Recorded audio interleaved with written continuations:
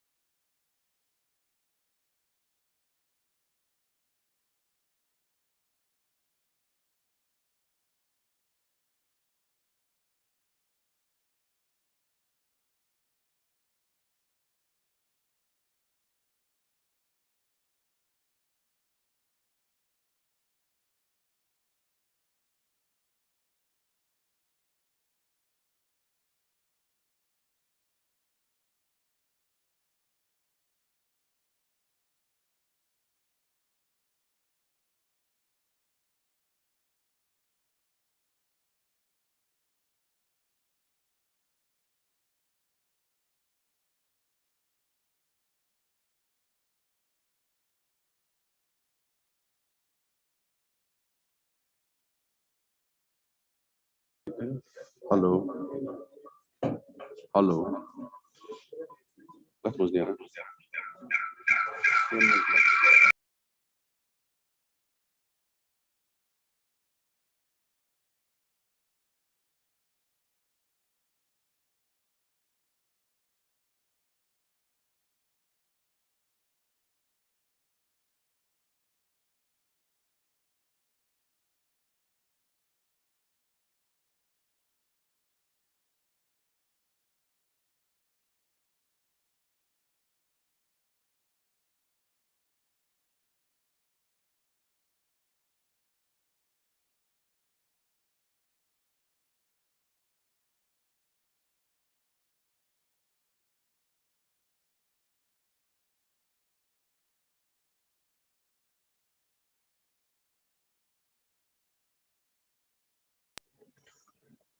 Hello testing 1 2 3 hello testing 1 2 3 hello testing 1 2 3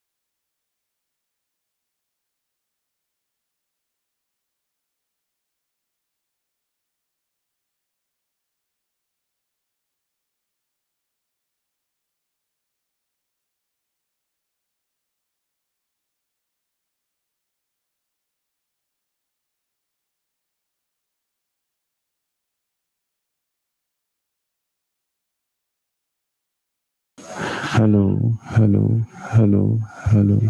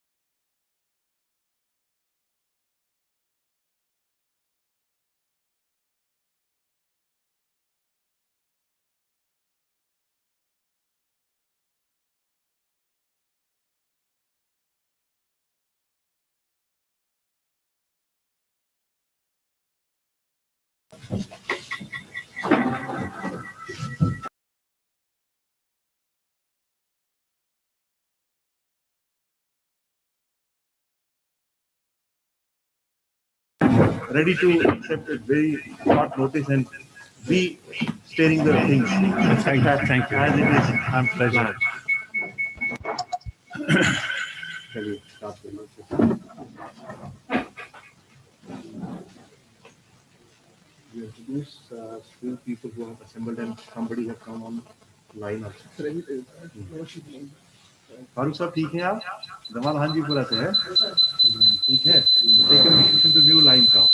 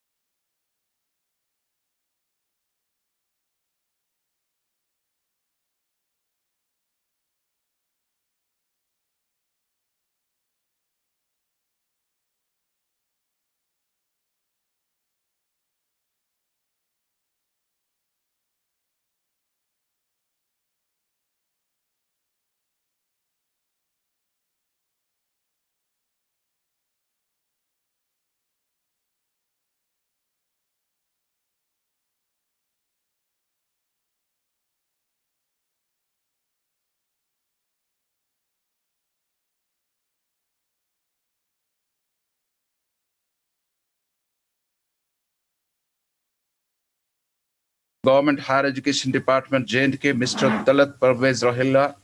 Then we have Director Colleges, J&K, Professor Pirzada Muhammad Yusuf. Then we have some other worthy guests, which include Professor Dr. Sunil Maheshwari. He's from Indian Institute of Management, Ahmedabad. Dr. Garish Tripathi, he's Deputy Director General, National School of Business, Noida. Then another personality, we have Dr. A.P. Das, Dean NSB. In addition to these personalities, we are having right now with us Dean Academics, Kashmir University, Professor Shabir Ahmad Butt, then Dean Engineering, Professor Ayaz Moon. Then we have worthy principals of various degree colleges and our revered heads of various departments and dear students. As we have already listened to the college Tarana, after listening to these heartwarming lyrics, now I request my worthy principal, Professor Sheikh Ajaz Bashir, to formally welcome the dignitaries and guests. Thank you.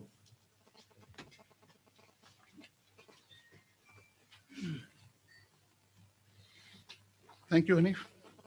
Honorable Vice Chancellor, IUST, Professor Mushtaq Ahmad Siddiqui, esteemed Commissioner Secretary Higher Education, Janab Talat Parvez Rohila, Professor M.Y. Pirzada, Director Colleges, Professor Sunil Maheshwari from IIM Ahmedabad, Dr. Ambika Prasad Das, Dean NTPC Business School, Dr. Girish Tripathi, Deputy Director NTPC Business School, Professor Shabir Ahmed Bhatt, Dean Academics, University of Kashmir, Professor Ayaz Hassan Moon, Dean Engineering IUST, Professor Saad Parvez, Dr. Sheikh Fayaz, respected principals, HODs of departments, revered guests, ladies and gentlemen.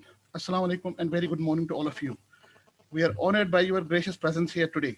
I extend a warm welcome to you on my behalf and on behalf of faculty and non-teaching staff of the college. Islamabad College has its iconic stature in terms of its contribution in the field of higher education in J&K.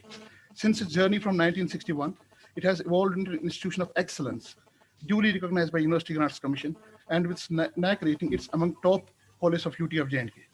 Accomplished personalities, Professor Mushtaq Ahmad Siddiqui and Professor Shabir Ahmed Bhatt, who are here today and are holding high academic positions, have been students of this college.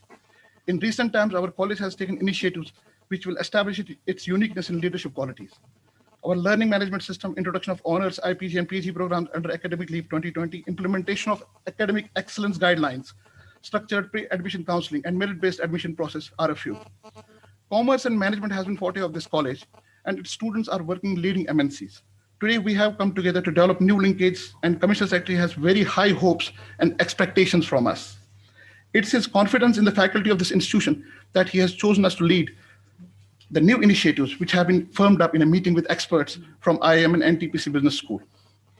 Our college will pilot the new initiatives, and I am confident the outcomes will be in tune with desired goals. I take this opportunity to announce that Janab Talat Sahab has accepted our two important projects highlighted in institutional development plan submitted by us. Both projects will put this institution nearer to its goal of a deemed to be university status in very near future. Our college has been sanctioned a capacity building school, which will come at a cost of 3 crores.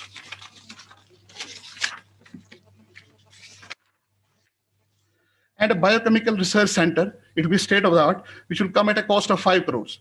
Initial grant of 1.5 crores for capacity building school and 1 crore for biochemical research center has been sanctioned during current fiscal. Thank you, sir, for this support. Besides liberal funding for research, institutional innovation, incubation, and skill development. Today, we have gathered here to understand the ways and means of synergizing with two prestigious institutions of country, IIM Ahmedabad and NTPC Business School. The areas for linkage have been broadly identified, and since our college has been chosen to lead the initiative, we would propose to move whole hog and seize the initiative taken by our worthy commissioner. Sir, I propose that our college would immediately solicit the support of our experts in rolling out of certain initiatives. We would be happy to start initially in 5 identified areas. Training of principals and senior faculty in leadership by IIM and NTPC Business School faculty under the aids of capacity building school of our college. We will host the faculty from these institutions here for a 15-day program designed by them. Second initiative, faculty development program for faculty of all colleges by the teachers of these prestigious institutions, again under the aids of capacity building school of our college. The program will be designed and certified by them. We will try to be good hosts to the visiting faculty of these prestigious institutions. Third initiative, for our research hub in commerce and management, we propose a strong linkage in terms of identification of research guides from IIM Ahmedabad for our students and a visit of our faculty to their campus for understanding and comprehending latest vistas of research in commerce and management. Fourth initiative, greater exposure to students of our management programs, MBA and BBA, to ensure fine chiseling of them in terms of articulation and exposure. We propose to send our students in batch for summer school trainings. Fifth initiative, launch of a BO course in renewable energy in collaboration with the NTPC Business School for a batch of 30 students. The program can be run with a 40% teaching component at our college and 60% on-job training, practical work at NTPC Business School. Sir, initially we'll focus on these five identified areas to have a pilot, and on the basis of outcomes plan, expansion of relationship. In our deliberations day before with our revered guests, we found them enthusiastic in supporting this endeavor of our commissioner, and they identified a number of paths which once said together will enhance the skill set and employability of our students. Professor Sunil Maheshwari, with his expertise in HR, can help us in conflict management, staff cohesion, and strategic thinking. So there are a lot of issues in the college in terms of HR management. So we need your support for that. Dr. Ambika Dash and Dr. Girish Tripathi from NTPC Business School can help us in launching programs in renewable energy, harnessing, and management. Let me assure our esteemed guests that we will continue to seek their expertise and they will be more frequently boarding flights to this beautiful place. I'm confident that today's deliberations will sow the seeds of better tomorrow for our students. With these words, I once again extend a warm welcome to all participants and assure them of a comfortable stay during the program. I would like to mention here that we have our esteemed principals who have joined us from Jammu in a virtual mode. I welcome them also. I welcome Mr. Sajeev Rana, our Additional Secretary Higher Education. Thank you very much.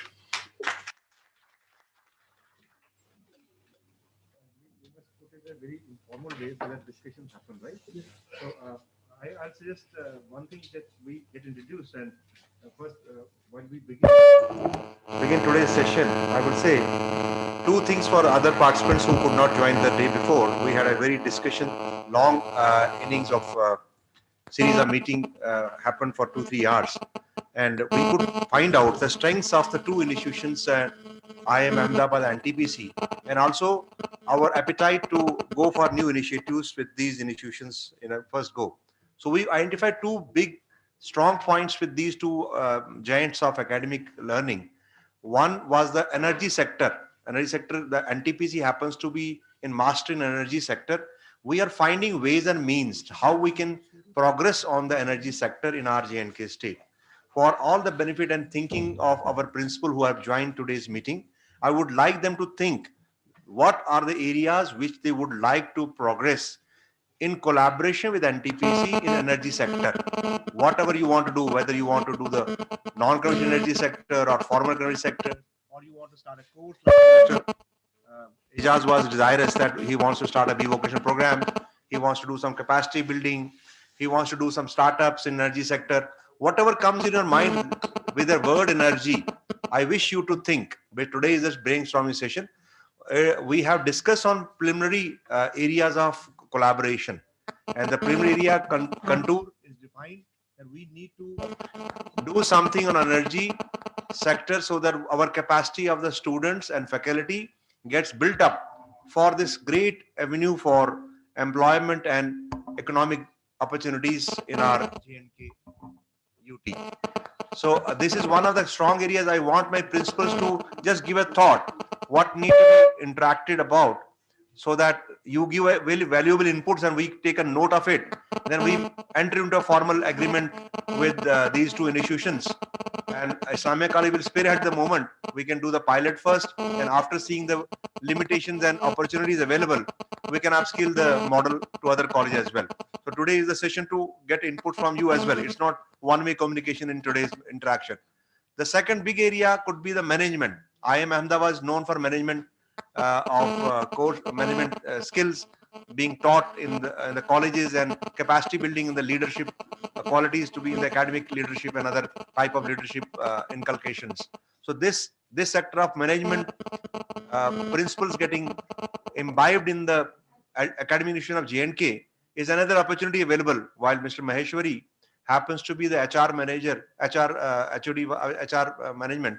So this is a very good opportunity to listen to him, and whatever comes to our mind.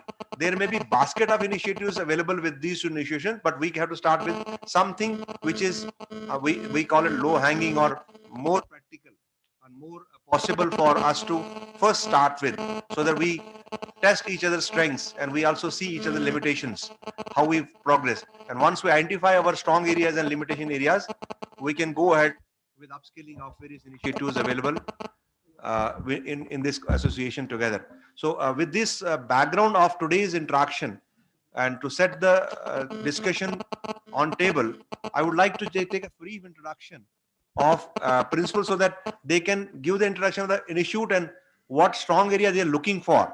Maybe they have not a concrete idea how to progress, but let any wild thought be thrown up, so that we just make a note of it, and in the process of discussion, maybe we find good areas to go ahead. Because day before, we had no idea what we would be drawing the lines for, but we, at the end of the 2-3 years meeting, we could draw some 5-7 areas where we can come together in a short term measure, and in the long term and medium term we can think of in later times to come. But we want to start by April. April is the time to start with various colleges, various institutions, and we are thankful to Professor Siddiqui Saab, who has spared his time today to share his thought as well, because I wish IUST and Islamia College are the first to lead the initiative, so that we progress and we see what strengths can be identified and what limitation could be there to overcome. And this is how we have gathered together. I have invited people from NIT. Mr. Saad Parvez is with us. He'll also share his aspirations and strong areas, and maybe sharing also expectations from this today's interaction.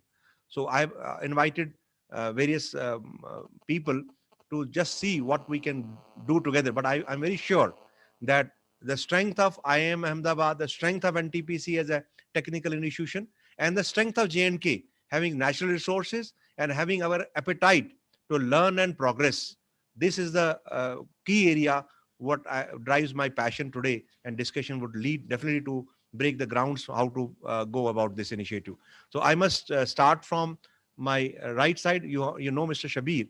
Shabir needs no introduction now, because he's Dean of Academics and in charge of all the institution.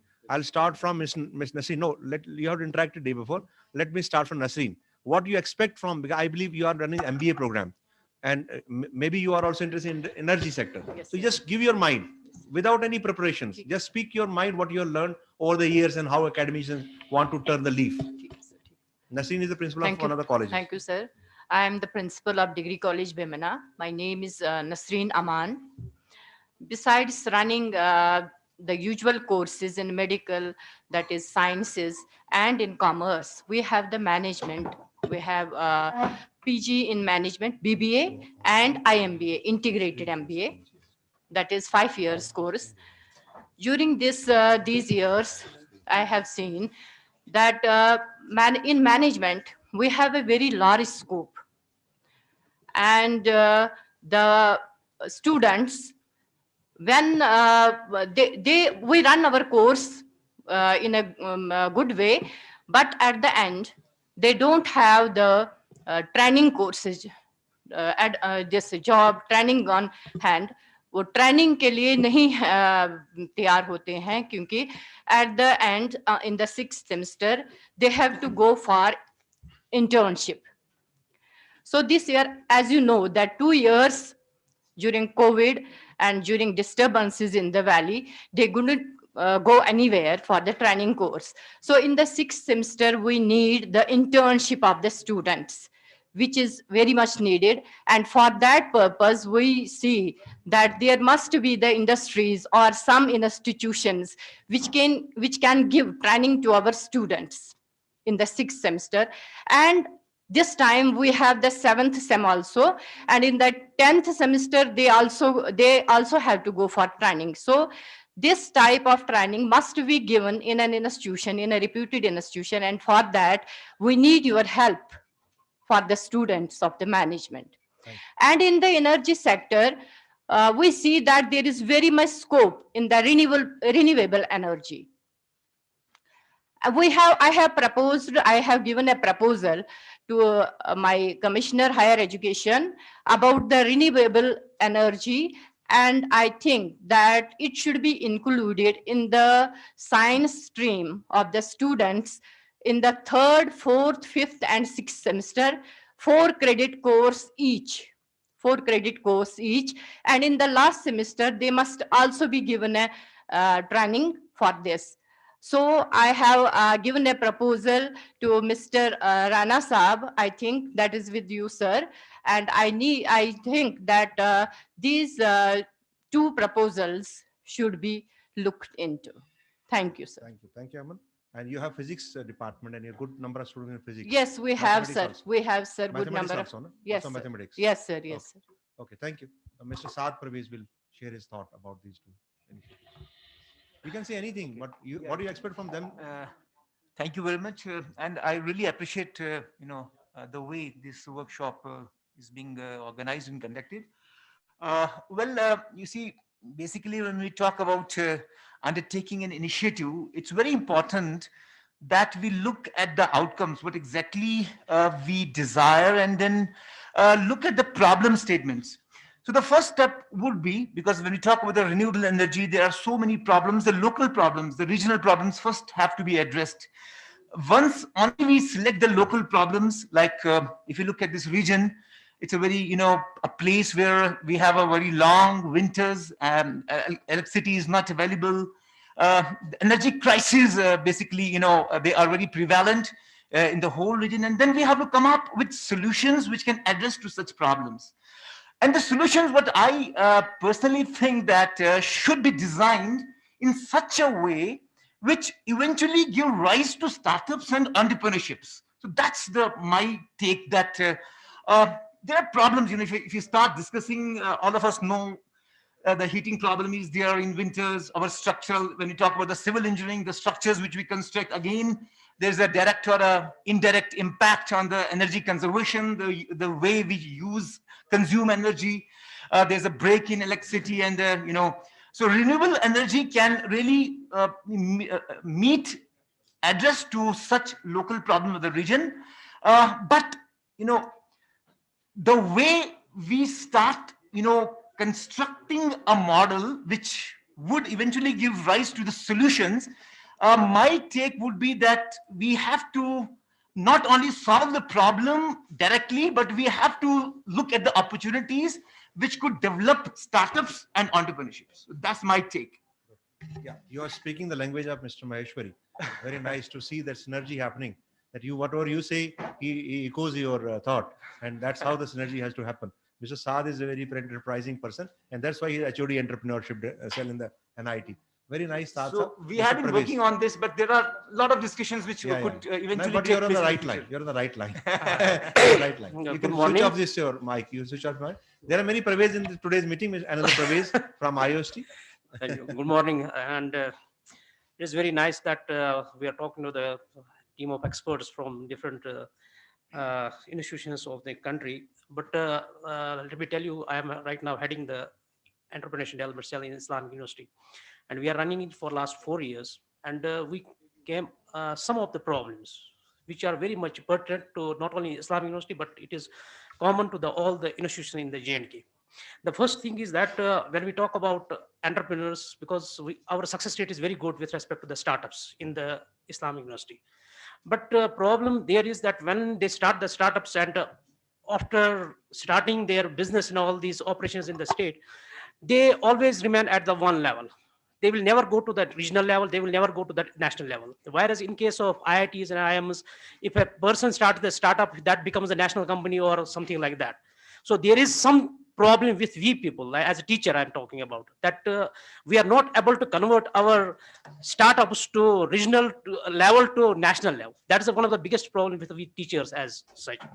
Second thing is there, because the thing is that if we see the teachers, because I'm directly working with under the dynamic leadership of my honorable vice chancellor and Professor Moon Saab, and particularly with the engineering sector. In engineering, we are not able to produce the startups. No doubt they are having the good ideas, and the problem, students are coming up with the ideas, but it never matures into a business operations.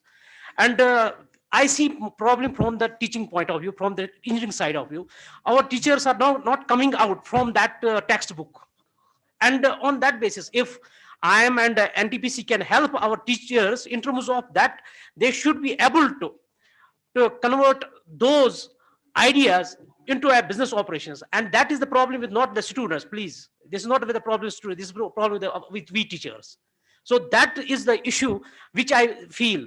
And on that basis, the third thing which I think, which for which we are working for last almost 4 years, to be honest, we are able to convert a small mindset of our students towards the entrepreneurship. But it is not common across the states, common across the colleges. And if you can be of any help to us, that will be great to us, we people. Thank you.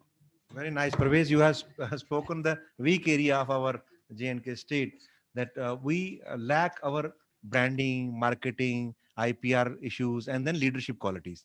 And we have to change the leaf from leadership. So that's what the table has. They are speaking same like, leadership. They want to change the mindset. They want innovation to be handheld. And then very important is industry-driven innovations.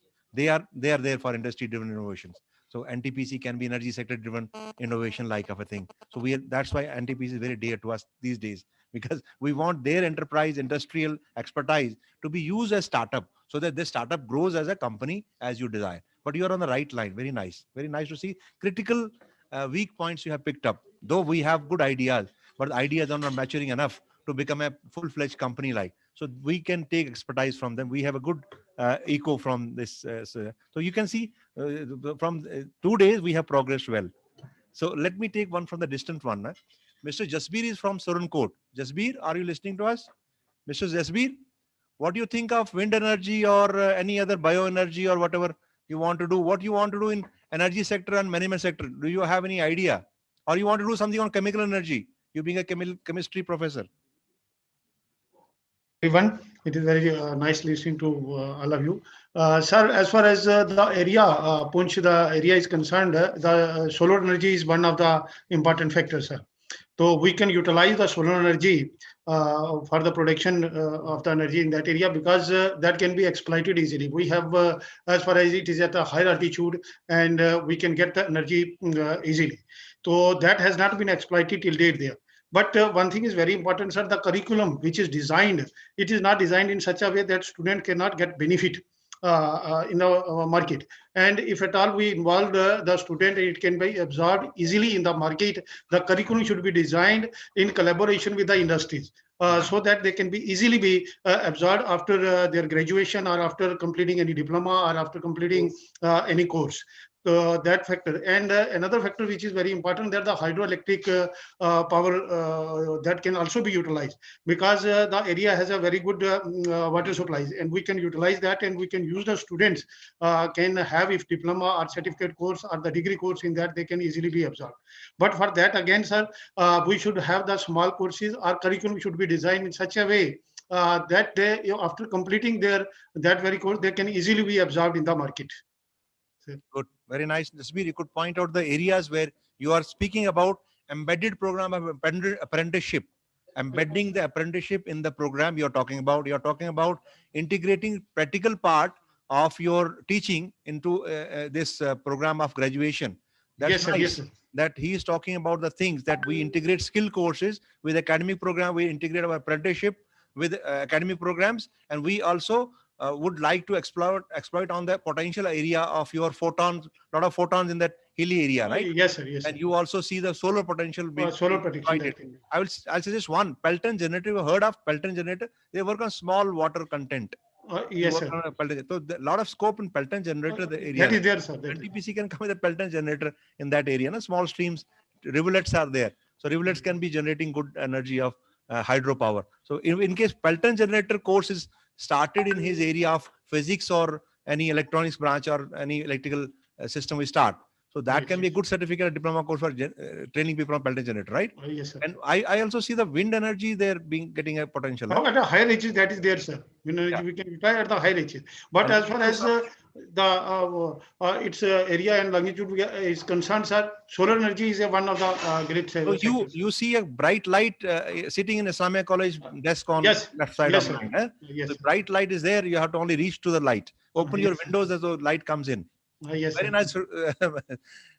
Jasbir is one of the very promising principal with us. I have just invited principal who would like to turn the wheel.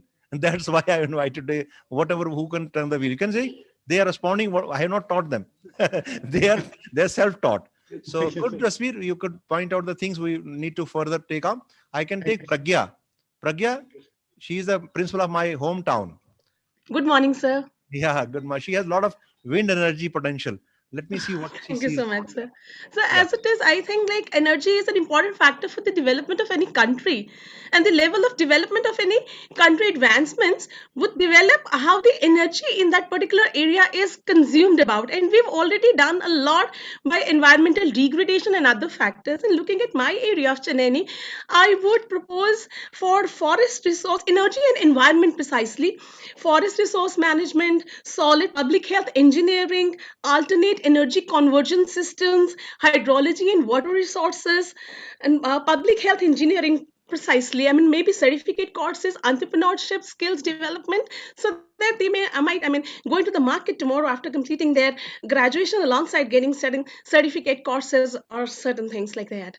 So that would hold a lot of potential where forest resource management would be very good in this particular area, coupled with water resources management, maybe. You say this forest resource management would be the area where you would like IIM to help us. Huh? Yeah, that's right, sir. Different area she has picked up for you. Huh?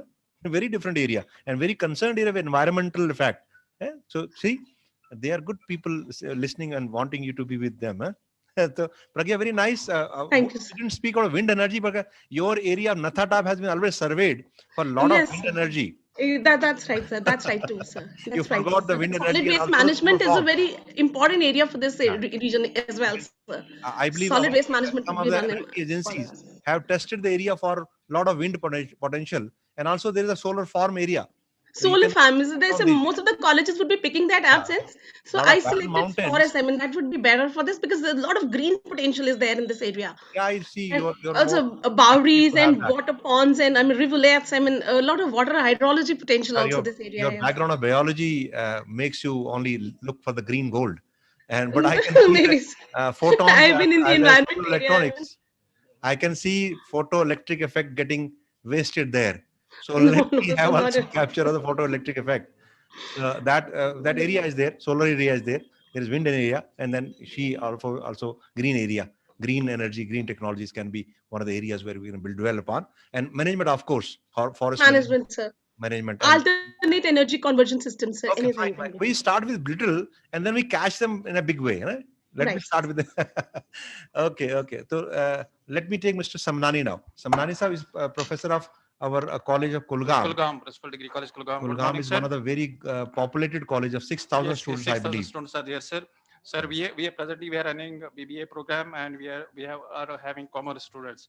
I want to collaboration in project collaboration, student exchange programs, research collaboration, guest lectures, and mentor training, sir, for these commerce and BBA students. And for my physics non-med students, I want collaboration with NTPC Noida in energy sector like solar energy, because Kulgam always remains disturbed in terms of power, electricity in winters. So I would like to collaborate. I would like the cooperation of the NTPC Noida in energy sector. Okay, very nice. Kulgam happens to be the district which I was heading as a district magistrate. It has good potential of hydroelectric and other wind energy as well, because we have some high altitude mountains there, and we can really harness the potential what we are speaking about, that area of Unch and Surankot. A similar area can be harnessed there, and we can see what we can do together. But do you see any other course getting curriculum, where Mr. Jasbir was saying, any curriculum correction to be done? That, huh? management and that. Yes, sir. Yes, sir. I have pointed out about my BBA students. We are running BBA program there. I want to project collaboration, student exchange programs, especially in this winter. Okay. Then we have research collaborations and guest lectures. To Yeah, my yeah. BBA That we students. identify, areas we Yes, sir. identify. And At least- winter trainings to my these BBA and commerce students. Very nice. I am Ahmedabad. Good. We also on thinking on the same line. Good Yes. that you are on the same frequency. Mr. Roof, what you have spoken day before, but you can come up with different ideas because you happen to have an engineering college now. Sir, I'm Roof. Right now, I'm heading Government Engineering College, Gandharbal.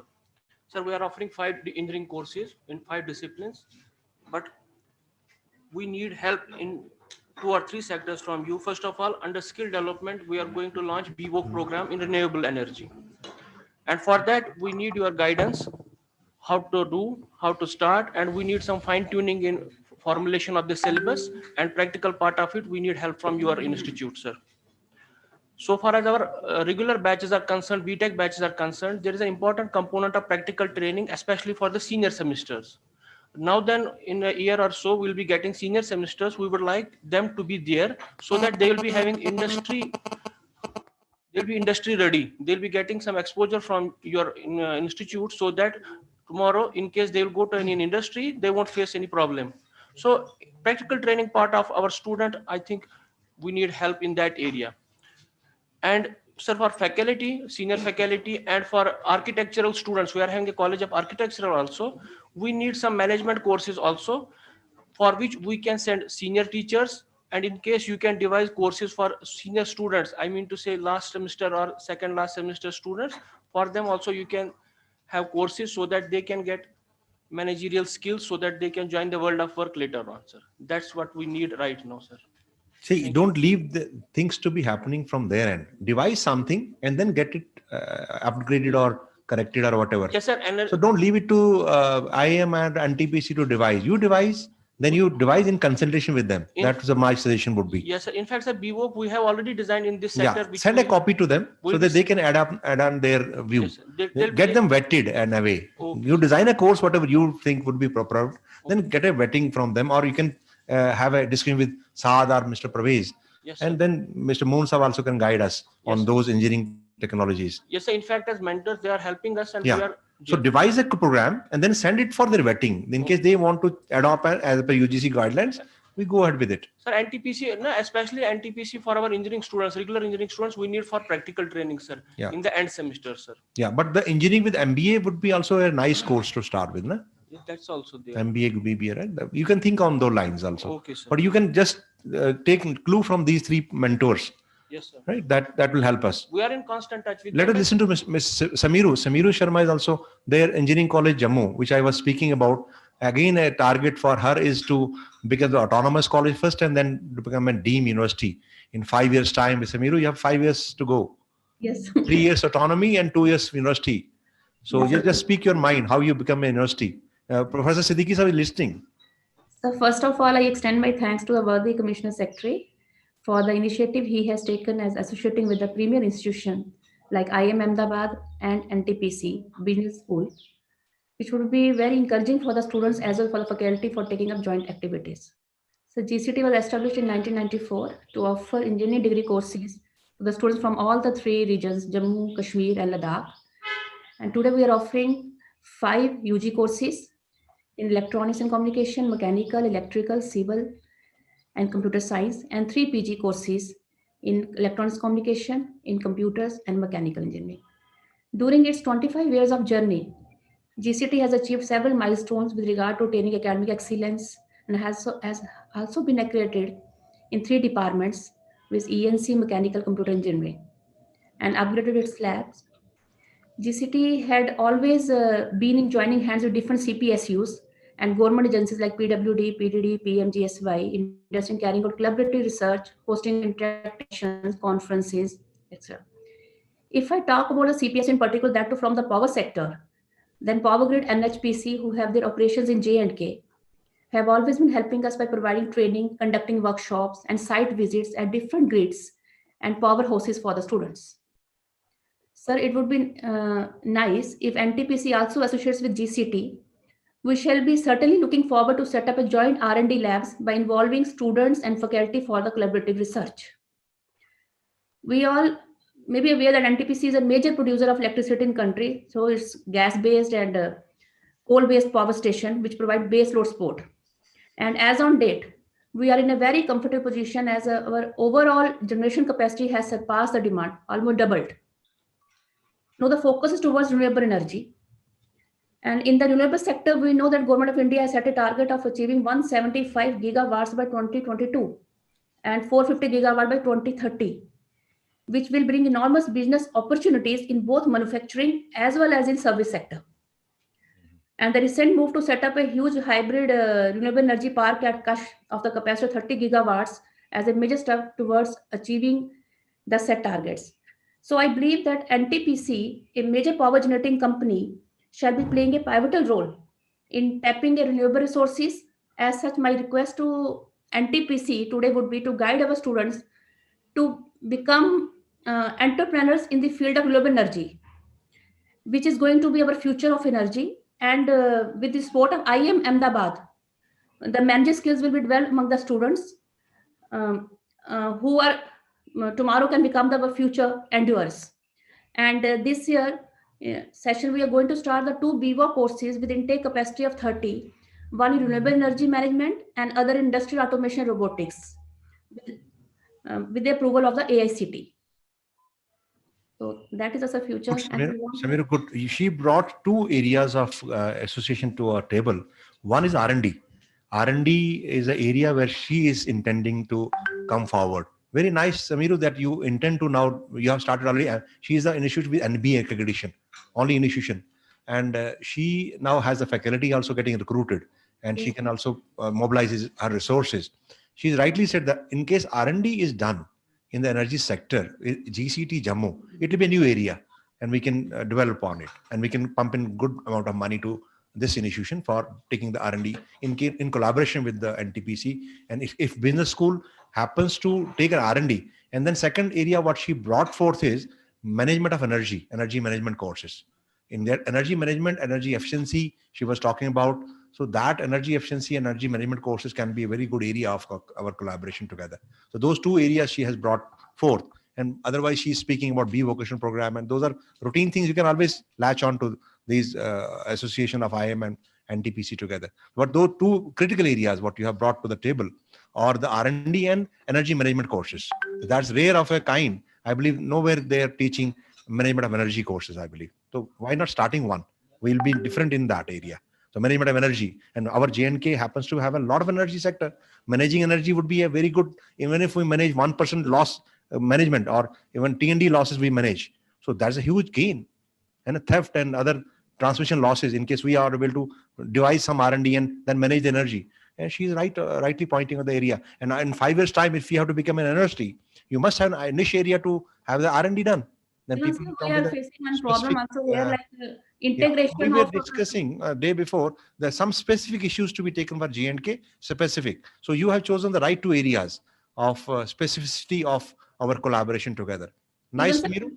Even sir, we are facing a problem also here, like how to integrate the renewables with the grid. That is also a major challenge. That is R&D area, no? R&D and energy management area. So we can really work on it. This is a good area to have attraction of the visiting faculty and adjunct faculty. Why don't you approach IM and NTPC for visiting guest faculty and adjunct faculty? Surely, sir. You have posts, no? You have posts. We are having you can always approach. You have now government order issued. Yeah, we can do it. Formally write to them. In case you want to do R&D, why don't approaching them with adjunct and guest faculty, visiting faculty, like of a collaboration, right? That energy management sector can be working well. I'm very glad that you brought those two areas for discussion on the table. Okay. Nice, Amiru. And we can take question from, we can take input from Mr. Shafkat Rafiki, who happens to be GDC DODA principal. And he is at the stage where a lot of hydro potential is being explored. We have 5-6 hydro projects lined up, and one of the greatest hydro project is coming in our JNK is Savla Code, 1800 megawatts. So the 1800 megawatts project would require a lot of expertise, and already there is Salal, there is already Dul Hasti and other projects, Kiru and Kawad coming up. A lot of in those areas of energy, hydroelectric especially. I wish Shafkat speaks about those areas, what he must have thought of his college getting a niche courses or located, and how he wants to go to non-conventional energy and other sources of energy getting inculcated in the college curriculum. So Shafkat, are you hearing us? Shafkat, are you there? So let us listen to then Badrava. Badrava is having a similar position. ये अपने को के शर्मा है हमारे साथ? नहीं है. शफकत एक ही है. शफकत नहीं ज्वाइन किया हमारे साथ.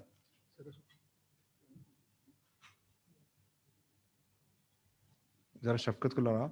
Anyway, then we take Saraswat, input from Saraswat. Saraswat is another parallel college Islamia. What Islamia College does in Kashmir division, Saraswat does in the Jammu division. So let's listen to Saraswat what he wants to do with the capacity building and management courses. Good morning, sir. Good morning, sir. Good morning. So first of all, just a brief background to all. When I was posted in a remote part of Doda district, I have had a very ground level experience of what energy requirement is. In those areas, the power gets snapped the moment there is snowfall or heavy rainfall because of landslides or other factors. So I have always thought that it's a need of hour to introduce solar or wind energies in these areas so that they're not dependent on grids. Many times we have seen precious lives being lost because of non-availability of because of snapping of power. And so therefore this non-conventional energy resources need to be tapped and need to be developed, and this is a huge area. It's not only economic need, it's a social need also. So secondly, there are some environmental issues associated with these initiatives.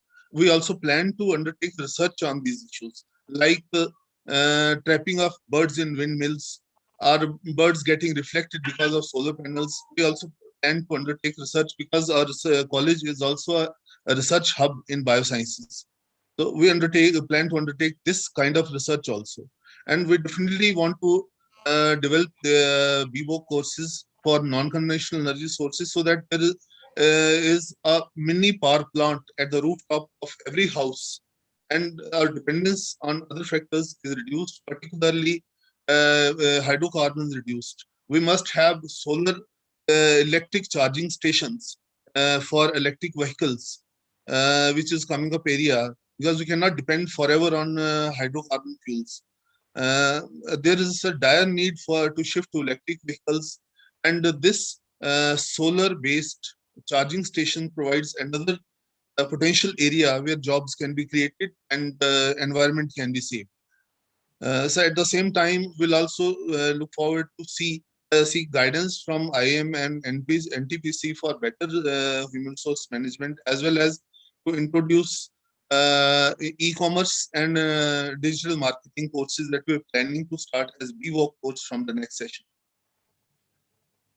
Good, Saraswat, that you brought in this issue that the consumer market you are going to target.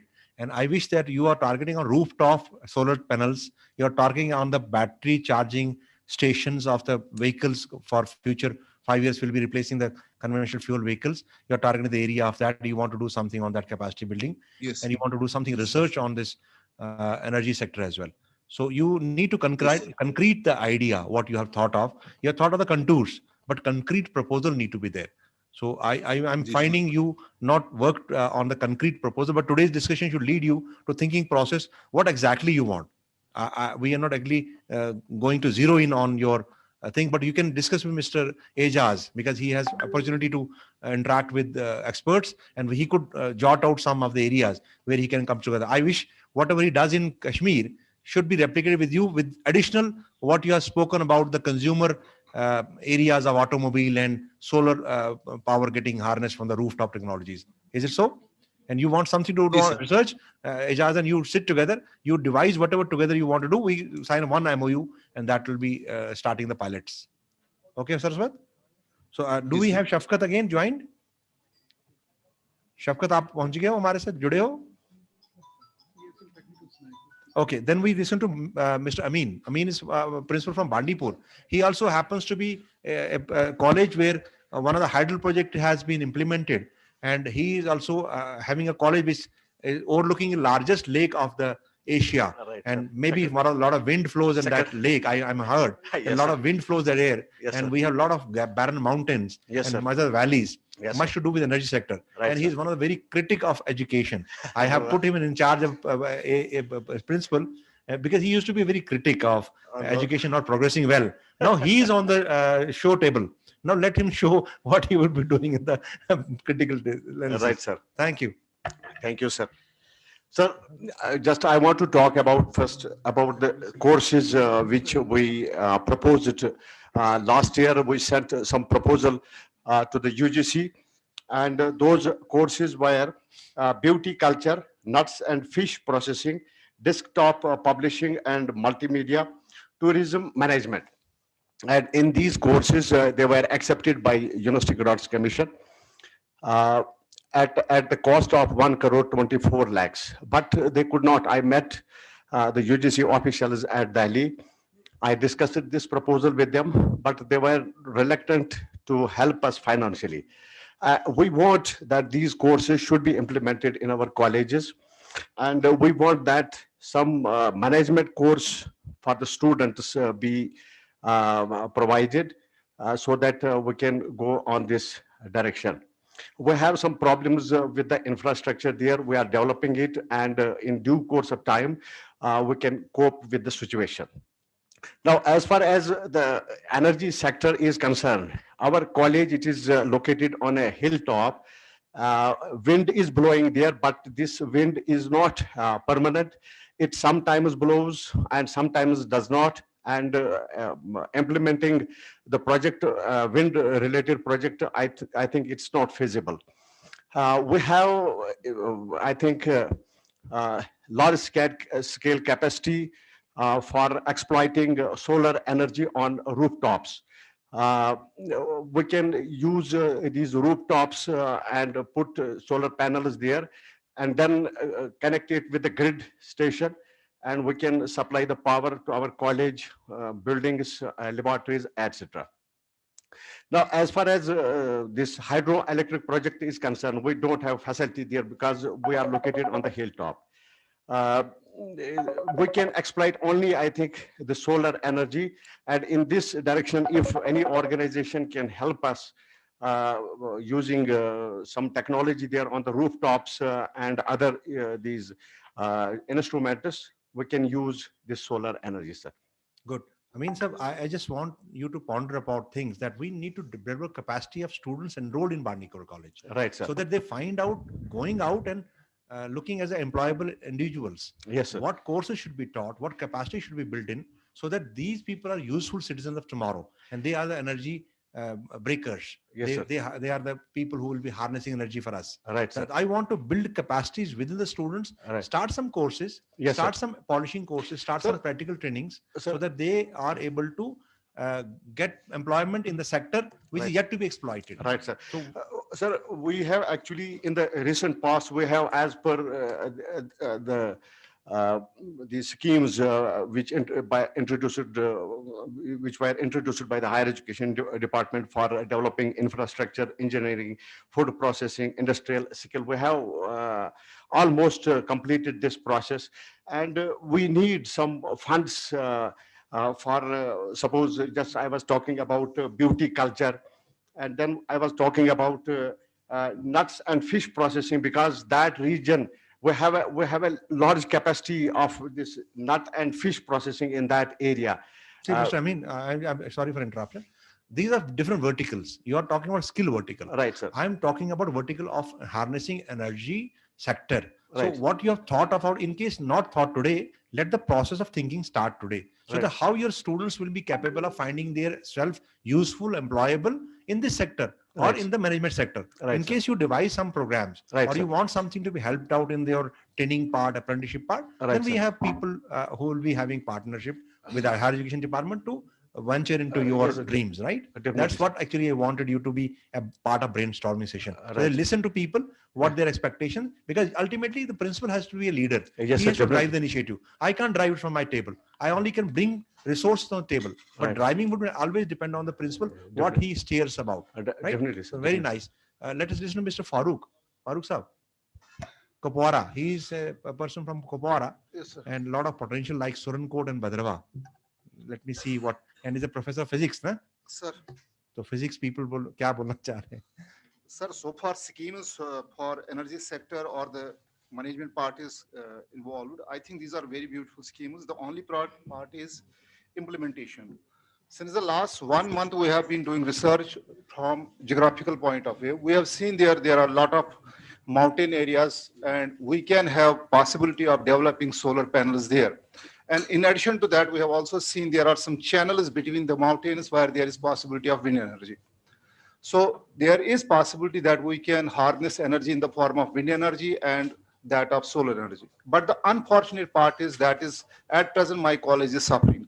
We are having 2 rooftops with solar panels, but unfortunately those solar panels have created holes in the roof, and whole of the rain is going down and it has damaged whole of the buildings, all the both buildings. In addition to that, the energy that is being converted at the top, we are not able to have at the bottom battery bank. So for that matter, we need technical people. And then the third part is very important that we are lacking in J&K, that's called the maintenance part. And these two are the most important factors where we are lacking. Implementation is very nice. But once we implement it, afterwards, the maintenance part is basically creating a havoc. And that is basically becoming then the counterproductive. So there we want to work, and I think if we are going to work in the maintenance part, that is technical person should be there, and the management part, if it is being worked there, then I think whatever the wind energy, whatever the solar energy, wherever we are going to implement, it is going to work beautifully. Good. Farooq sir, I must tell you one thing. In engineering college, we don't build bridges. In engineering college, we don't manufacture ICs. We teach techniques to manufacture ICs. We teach techniques to build the bridges. So I wish you think on the lines to build the capacity to do whatever you are saying. We are not going to harness energy and supply it to grids. We are not meant for that. Yes, sir, whatever is basically available there, I want to that. No, So that's the experimental part. Here is the laboratory for you. Whatever you are saying, I want to set my laboratory in order. So you can set your laboratory in order by implementing money. But I wish the human capital to be trained in manufacturing the chip, manufacturing the bridge. You should teach them technique. That technique needs some R&D backup or having expertise skilling done.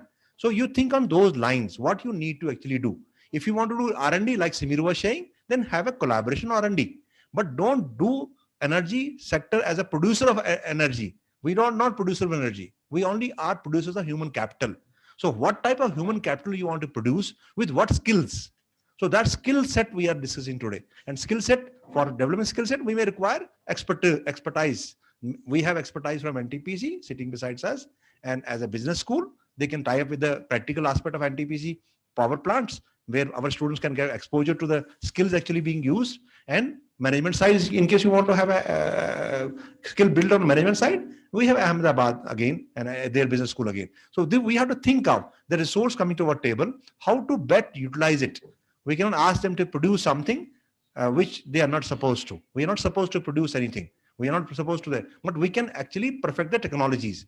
We can do the best practices. We can imbibe the new research being done and so in the universities or research institutions. So that is being discussion today.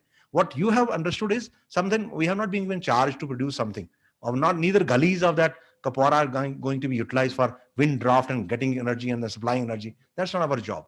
To manage that energy, to develop the skill of our students, our professor faculties would be a useful exercise for us, because our mandate is human capital development. So I wish you think on those lines. Up to that, we can do it up to that. But yeah. Ultimately, Don't try to just supply energy. Try to find out where the fault lies. Battery life or management solar panel are using techniques which are now currently being used. So let you give that curriculum re-engineering and then giving the practical aspect and exposing students to the exchange program like Bandipur was saying. Anyway, Mr. Farooq is sitting beside Ridhmal Hanjipura. Good morning, sir. Sir, before starting, I want to give the background of my college at DH-Pura. We have exclusive. Mr. Farooq is a researcher in biosciences. Our college is exclusive arts college, and we have most of the more than 70% students are females. And one of the handicap is that our boys they are working as casual laborers outside. They are not still returning from the other states. So I want that we have luckily we have I am Ahmedabad here that they will start some initiative like Smile, a student mediated initiative for economically weaker sections, that some sort of initiative should be started so that our boys which are still acting as casual outside, they are not till date return from those with the states, although they are on roles in our college.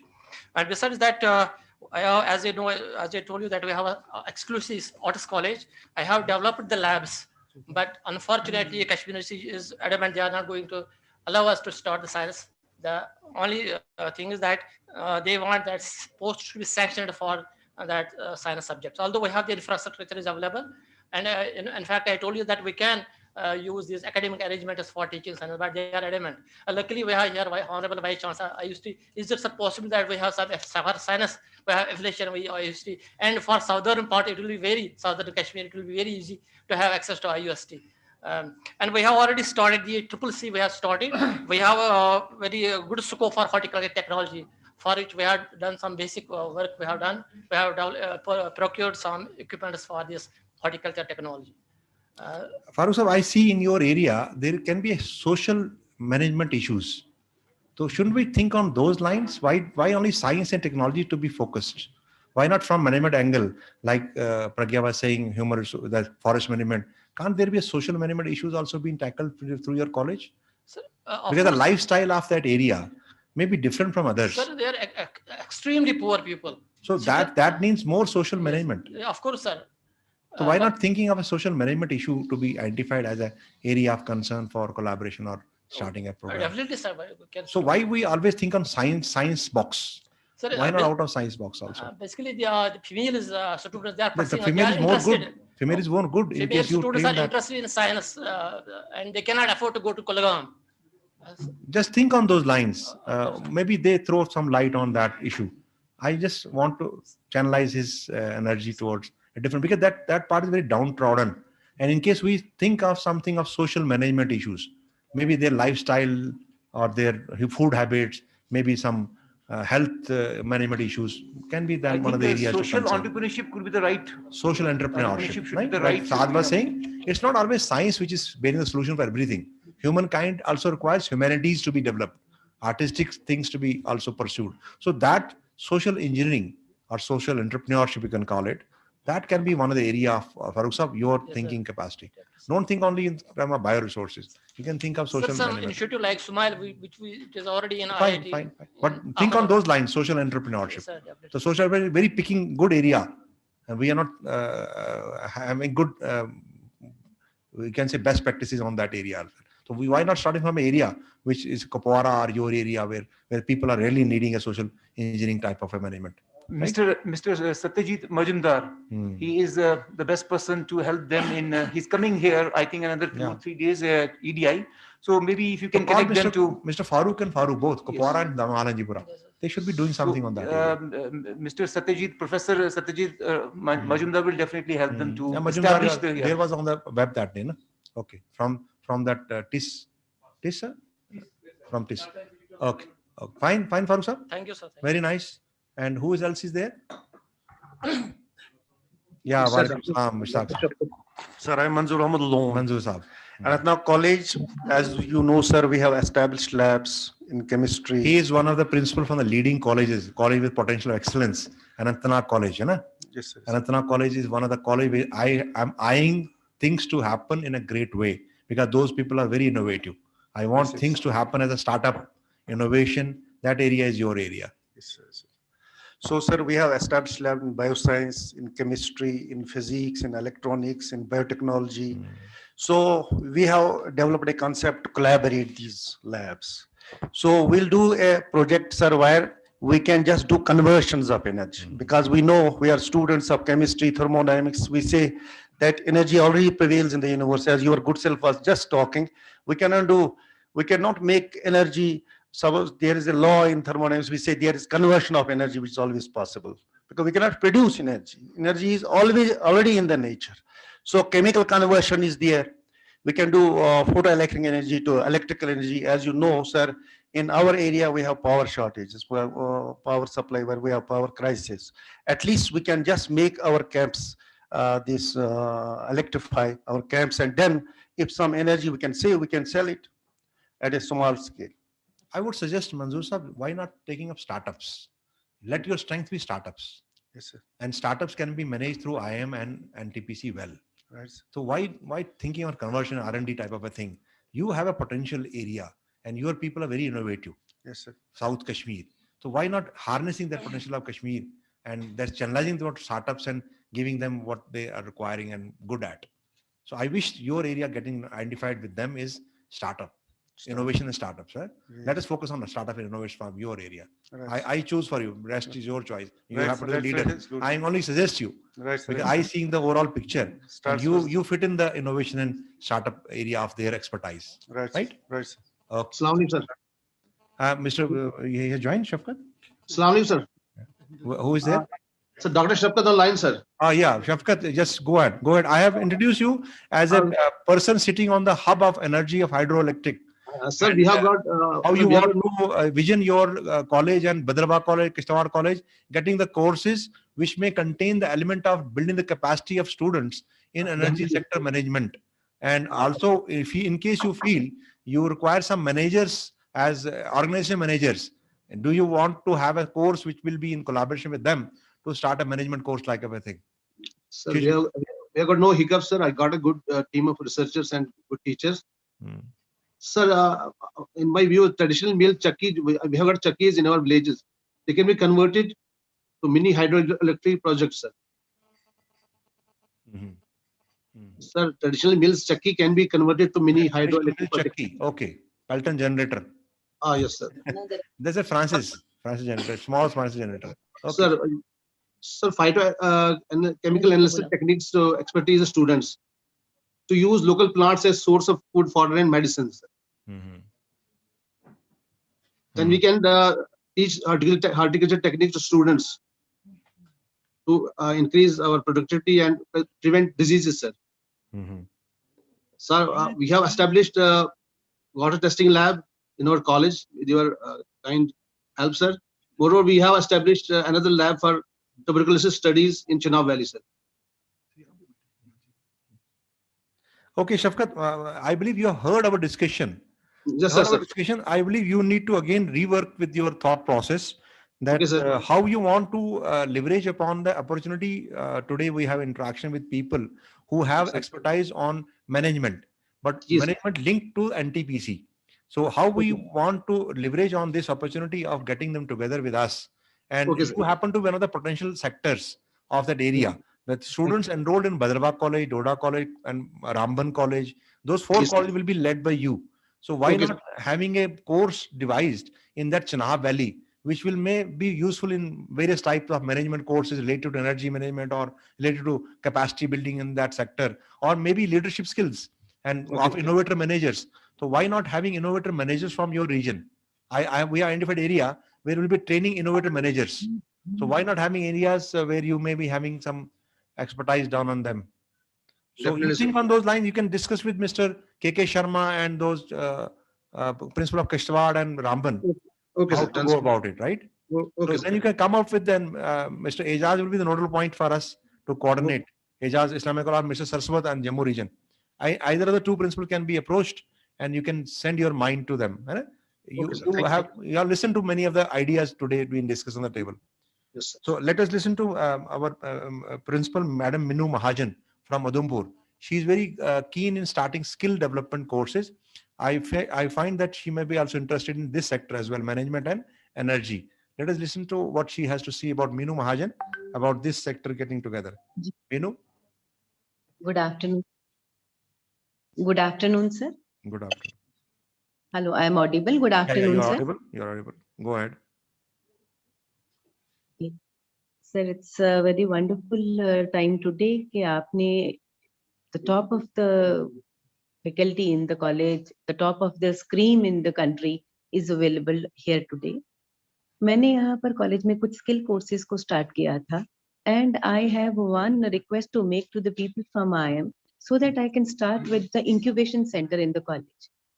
I believe that with the skill courses which we have started, if it is possible that the students, while they are in the college, they can run some incubation center so that by the time they leave the college, they are equipped with the skill of managing the business opportunity as well.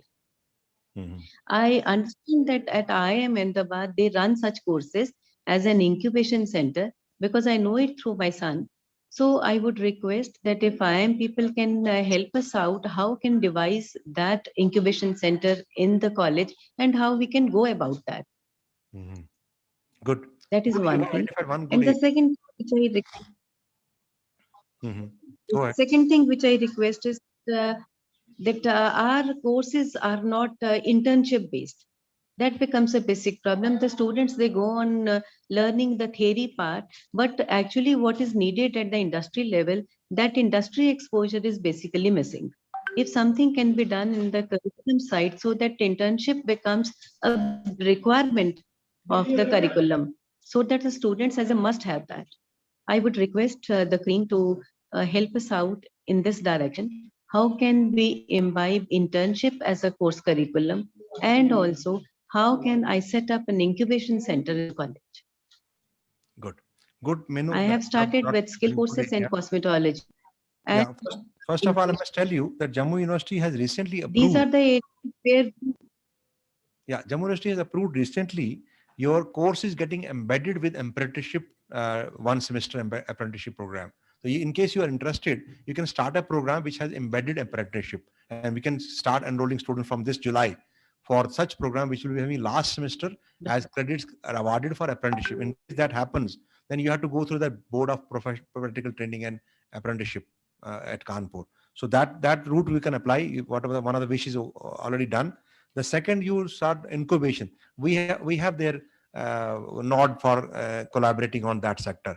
That we can take note of your interest on incubation, handholding, and management of the incubation centers, right? So they have made note of it. They will interact while we have listened to everybody on the dice today. So thank you, Minu. Let us listen to one of the principals, our statistical expert, professor of statistics, Mr. Principal of Kalakot. I'm missing his name. Mr. Sharma, I believe. Principal Sir, Kalakot is with us. Good morning, sir. I am Ramesh Gupta, sir. Ramesh Gupta, right. Rameshji, go ahead. You are principal from Kalakot and a man with a vision and mission, rather. I Thank can you, call sir. him. Thank you very much, sir. Whatever Thank you. mission you give him, he will come, and he is sitting on the this hot spring of Kalakot. I wish him to do something on geothermal energy in case Yes, you sir. think of such innovative idea. We have a lot of thermal energy, but nobody is working on geothermal this time in the Yes, country. sir. When I go through the history of this Kalakot, I find that a thermal plant was there, and so many coal mines were there. Yes. And thermal plant, and due to that thermal plant, hospital was there, medical colony was there, thermal colony was there, and even a cinema theater was there in Kalakot. And local employment was there. But nowadays, this thermal plant is defunct, not working, and some of the coal mines are still working there. I would like to request this national NTPC NTPC corporation experts who are sitting here. I would like to personal request with them, sir. Please visit and see why this thermal plant is closed, and why the coal mines are not running. And if they if they run once again lot of potential, even employment, these two plants will generate again the employment there.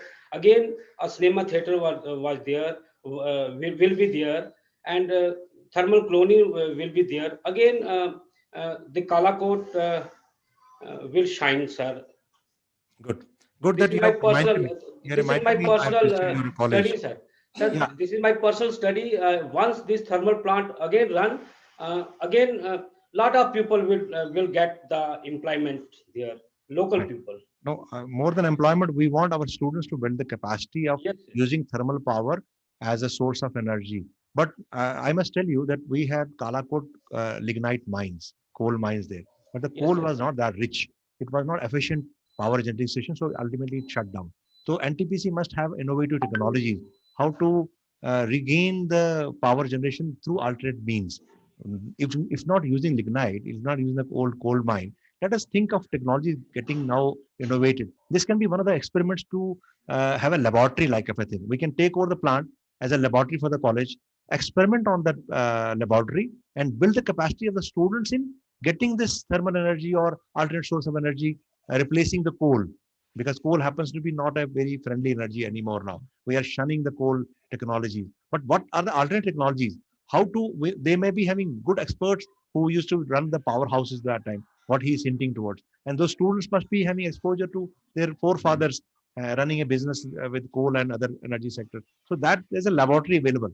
So why not reviving the laboratory in a way that we use now modern technologies to generate energy?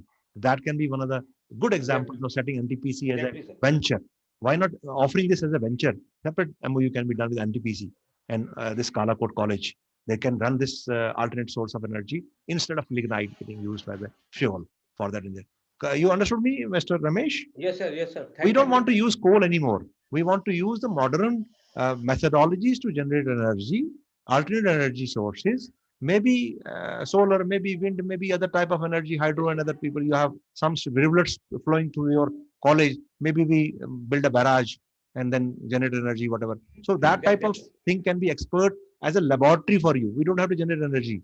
We have to only build capacity of our students to know about the generators, the transmission towers, the capacitors, and then energy conservation methodologies, energy management sources. That type of courses we should be built up. That's a very good potential for us. We will have to discuss on separately, and we must visit that area. In case you plan another visit, I wish we take you to Kolakot. Okay, Ramesh, I'm Thank you, coming sir. in a few Thank weeks you to very you. much, sir. Thank We'll you. discuss further on that project there. Huh? Thank you, We'll sir. take over Thank the you. plant to the college. I write to the government and we take over the plant. Right? Okay, sir. Then Thank you you very will be in charge of powerhouse and generate the power. Okay, very nice. We can listen to Principal of Sundarbani. Sundarbani, call him Madam. Madam, क्या नाम है उनका? Sundarbani College का Madam क्या नाम है? Sundarbani, Mandana. Mandana ji, are you there? Yeah. Yes, yes, sir. Good Yeah. afternoon, sir. You may be listening to our discussion. What have Sir, you? I am. Yeah. Yes, What? yes, sir. Yes, sir. Yeah. Go ahead. Go Yes, ahead. sir. I am. Sir, I am Dr. from GDC Sundarbani. It is a growing college, arts and humanities streams, and it has 772 students. Since we have some problems with infrastructure of the college, but for capacity building initiative for art students, there should be certificate courses which should be included in our curriculum, such as tourism management, energy management courses, solar initiatives, basic computer courses, and forest resource management, in fact, accounts management. These courses should be Okay. So I believe she must be hinting about financial management and HR management. So she has identified an area of HR and financial management. Good area to work with, I believe. We can take a note of it. Sundarbani College interested in taking this initiative further. So let us listen to Ran Vijay Singh. Ran Vijay Singh is with us. Ran Vijay Singh.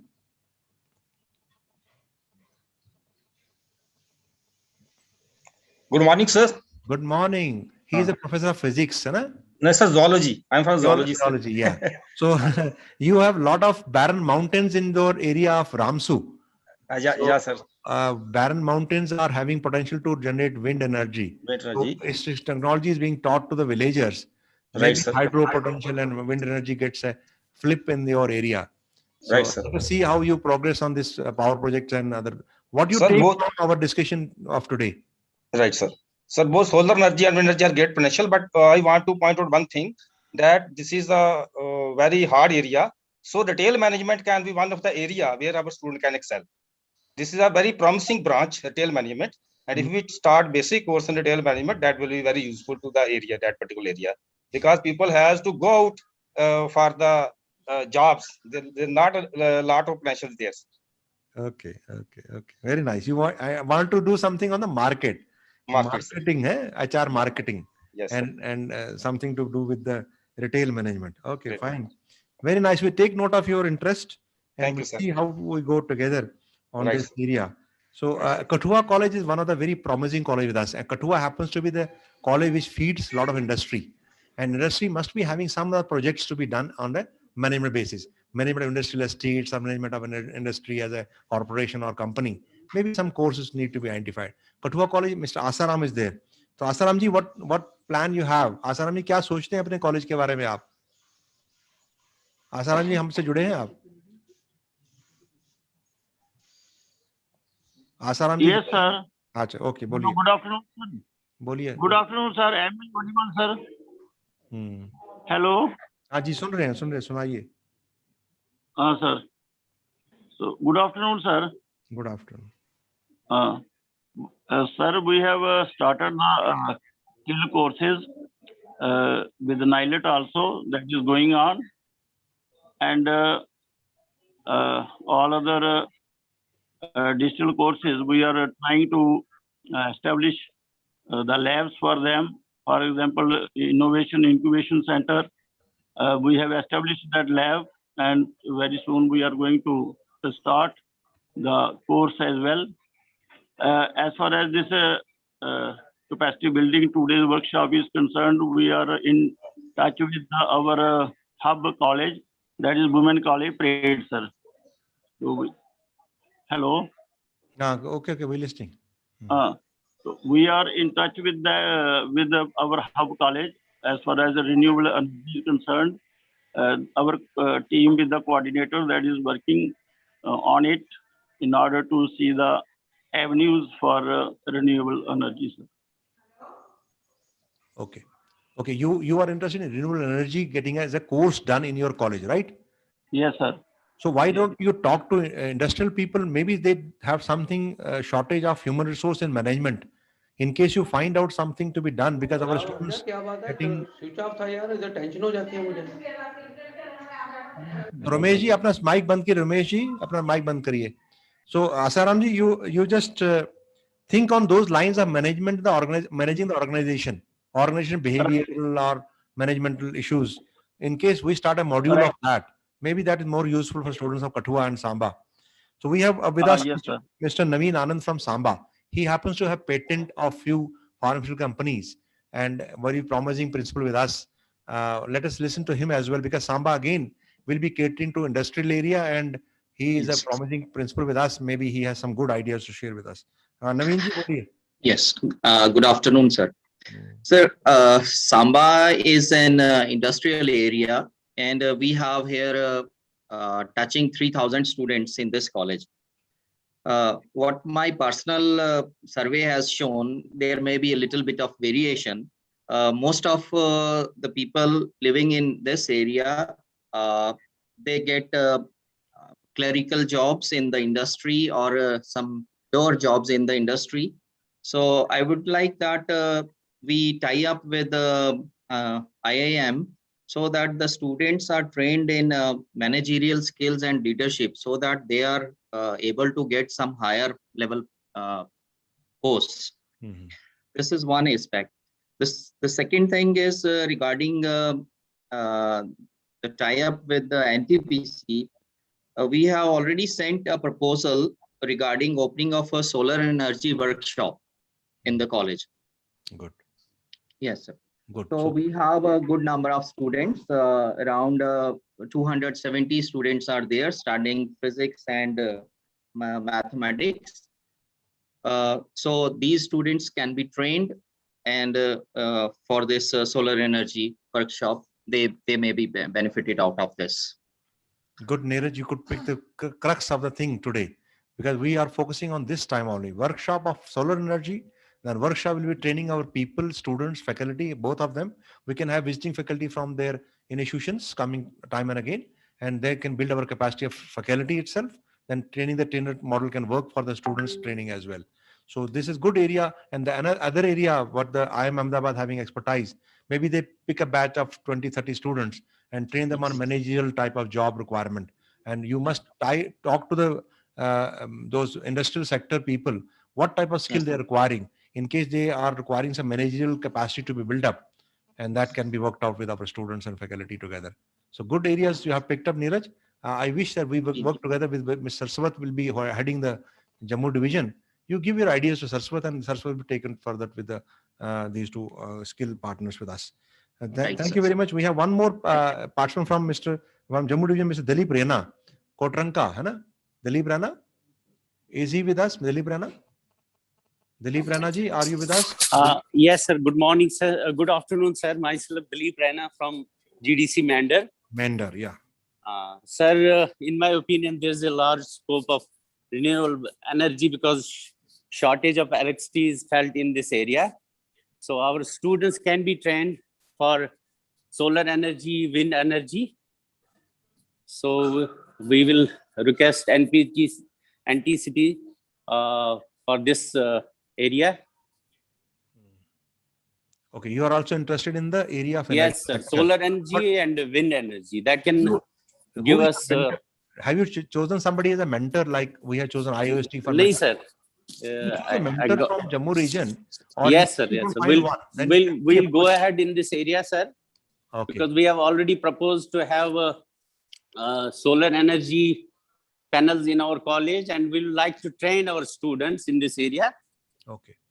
Okay, devise some curriculum programs or practical training programs in consultation with mentor, either from yes, the Jammu region, or you can directly approach NTPC Business School to devise. Of course, there's a lot of shortage of electricity, nor this conventional energy resource, so we can go for renewable energy resources. Okay, seeing the potential of your faculty and the students' aptitude, you can devise programs and training programs accordingly, so that we can have science students as well as arts as well as. We intend to orient your faculty as well as your students towards this new upcoming demand of energy sector, and that is the task given to you. You devise some programs, or either training program or skill program, or any other you see curriculum indulgences, which will benefit the advancement of quality education in your sector. Right, Dalip? Of course, sir. Thank you. Right. So let's listen to the people now in the rise. Who's left out? Anybody left? Yeah, Navakadal. Two people. Yeah.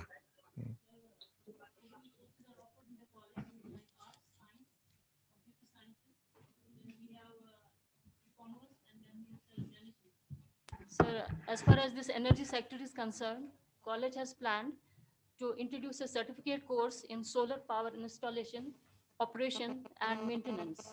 So DPR is ready, and we have procured equipment as well.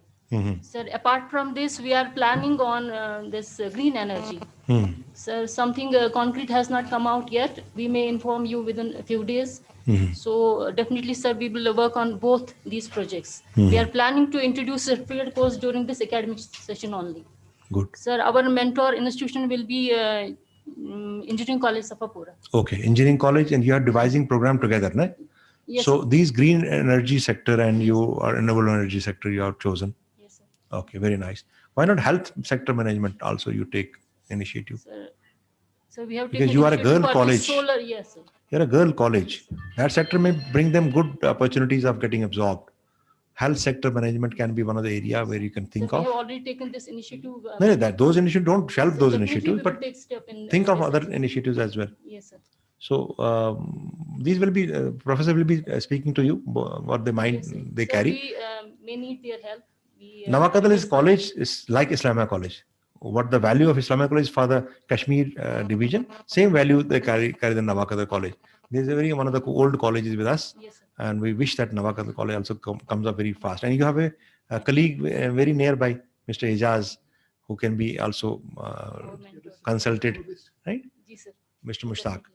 Baramulla College happens to be one of the... One more point, as far as this management course is concerned, students are lacking internship facilities. Yeah, that Nasreen told. Yes. That we are working. We are taking the point on table. We were looking for points, what need to be done together. That's what actually has been brought forth. Thank you. Mushtaq Saab happens to be one of the... So good afternoon, sir. Good afternoon, sir. Good afternoon. Sir, Baramulla College. Baramulla College में chemistry lab is a very well developed lab. Advanced stage. We're extracting essential oils, lavender oil at Baramulla College, and besides, our aim is to build the capacity for students by incorporating some theoretical portions of energy, say renewable energy, solar energy, then sending our students to NTPC for a practical part, so that they build the capacity and help the country in development, sir. Sir, furthermore, sir, our aim is to expose our students of media studies to some very good institutions where they can get internship programs, so that they are well equipped with the knowledge of media, and they can prove a very good citizens for the country. Sir, furthermore, sir, our students in the field of electronics and physics, they can also prove their worth by visiting NTPC for some practical credits. But studying theory at our college, they can be exposed for internship at NTPC, and our business students can visit for some courses, for some credits at IIM Ahmedabad, sir. So this is our motive. So for your college, I find commerce and economics can be and management courses as well. Yes, sir. They can take commercial management as one of the Definitely, focus sir. areas. So we're working on that. Commercial also. management Yes, and sir. digital marketing, Yes, like sir. that. Yes, sir. Yes, sir. That can be the strong point with you, because you Yes. have multimedia in the college and you have commerce backgrounds and other disciplines being taught. Yes, sir. So let us focus on that sector, I believe, for the Baramulla College, Yes, because sir. this will be differently. Because for Anantnag, we have chosen innovation and startups. For Yes. we can choose the social media platforms management. So that can be a good area of your student getting different type of skill set. Yes, sir. Is it okay? Okay, So sir. rest of the area we're developing. This is one of the particular with us. They're only one of the partners. Yes, We'll sir. be having many more partners Sir, to come together. Sir, even our Everything cannot be discussed with them. Sir, So- even our MC students can visit IIT Jammu, sir. No, you identify. Yes, sir. It should be across the disciplines. We Yes, don't sir, believe yes, in particular vertical line for a particular course. Anybody having aptitude, because social media requires skills, a skill to market a product. As you were saying, Mr. Prabir was saying, we like marketing. We do have startups. Marketing is lacking. In case you come up with expertise of skill to market his startups or making a company as a joint venture Yes, sir. between the two colleges, Okay, that sir. can be very nice for venture to Definitely, think sir. about. And then in that process, we can take their help and expertise how to break the ice. Right? Certainly, certainly, So sir. this area, I find your potential area to be developed on, right? ठीक है, sir. We have one partner from Jammu, Mr. Rakwal. Rakwal साहब, आप सुन रहे हो हमारी बात? Mr. Rakwal? Rakwal is a principal of our RS-Pura College, and he is a professor from commerce background. So, Mr. Rakwal, आप हमारे साथ जुड़े हो? Professor Rakwal, are you with us? He's a professor of commerce. What lies true for Sir, he's not included in this list, sir. I had asked him to join. Na? He's in the group. Mr. Rakwal, are you listening to us? No, sir, he is not with us. He was not in this list. Okay, fine. Whatever we do for Baramulla is true for RS-Pura College in Jammu. तो सरस्वत आप note कर लो, RS-Pura में हम रकवाल साहब की उसमें शायद ये इंक्लूड कर सकते हैं RS-Pura में. RS-Pura happens to be a business community like of a environment. We can take on that area, right? ठीक है मुश्ताक साहब. Right, sir. And now we left with Mr. Tariq Ashai, would be principal of some college in near future and the president of teacher association. Maybe he has some good thoughts to throw light upon. I hope every principal has been covered. All principals spoken, because before he speaks, he will close the discussion channel. Eh? Yes, sir. Who? GDC Ramnagar. Subhash. Yes, Subhash is with us. Let Subhash speak. Tariq, Subhash, Udumpur College. Yes, one of the potential college with us. Subhash. Sir, GDC Ramnagar. Ramnagar भी हैं. Okay, ठीक है. पहले सुभाष को सुन ले. Subhash ji. Good afternoon sir. Good afternoon जी. हाँ सर, मैनेजमेंट कोर्स हम ये कर सकते हैं और दूसरा सोलर एनर्जी मैनेजमेंट कोर्स भी कर सकते हैं. दोनों कर सकते हैं. आप अपना मास्क निकाल दीजिए, हमने निकाल दिया है. हाँ, आप बोलिए. Good afternoon sir. हाँ, एक we can start business management course and solar energy management course. Good. You run already. Good. So that can be enriched. Ji sir. Think of enriching the program with your practical exposure and curriculum reform. Is it okay? And then giving sir. them real time hands-on training. And why not doing some startup on energy sector? Your college can start the startups. Solar energy management course कर ली. Whatever. Solar energy can be start as a startup. Even management course can be a startup. Ji sir. So we identify you like Anantnag as a innovation and startup college and enrichment of the program. Okay? Is it okay, Ash? Can you take this lead? Yes, sir. Okay. So we identify this as a Anantnag college. Na?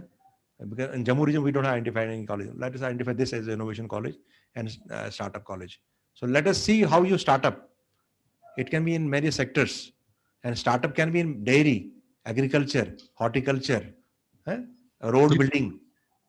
Any of the technologies you can think of where you can make a business. That is the strength of IIM Ahmedabad. They can make business out of anything, even social media, right? So that business model has to be learned from the technique they use in IIM Ahmedabad and also in the NTPC business school, right? Yes, sir. Energy sector, they will bring through NTPC business school, NTPC energy sector management. So let us identify those two sectors to do the startup part of your college. Is it okay? Okay, sir. Let you take this lead. And one more person, Ramnagar से कौन है? नमस्कार sir. जी जी. मैं professor उदय भानु बोल रहा हूँ sir. हाँ उदय Bhanu, right. I have chosen people. I forgot. हाँ उदय भानु बताओ. हाँ सर, जीडीसी रामनगर में हम विंड एनर्जी का जहाँ पर स्कोप है उसका कोर्स करना चाहते हैं. करेक्ट. दूसरा बायोगैस एनर्जी. थर्ड नंबर पे मेरी एक रिक्वेस्ट है कि जो 16 क्रेडिट कोर्स हम ग्रेजुएशन में स्किल एनहांसमेंट कोर्सेज करवाते हैं, those courses must be replaced by skill courses in the real sense, because in those courses we teach only theory, and the theory part which already students have covered in 11th or 12th, most of the courses. ठीक है उदय भानु. उदय भानु आप खुद physics के teacher हो, आप device करो. I am mathematics teacher sir. Mathematics teacher. Mathematics. तो आप अपना डिवाइस करिए कोर्स इनके साथ बैठ कर. राणा साहब के सामने बास्केट तो बनाया है कोर्सेज का, तो those courses can be discussed with our partners. In case they find it okay, we can start with the skilling of your students for energy sector you have identified. Okay. So आप राणा साहब से मिलके या mentor कोई दिया हमने आपको, mentor university दी है कोई आपको? हमने कोई मेंटर यूनिवर्सिटी अपने लिए? SMVD can be one of the mentor institution for you. SMD को अप्रोच अगर करेंगे आप, maybe they agree to mentor your institution for energy sector. ठीक है. There is also scope for walnut sir, horticulture sector.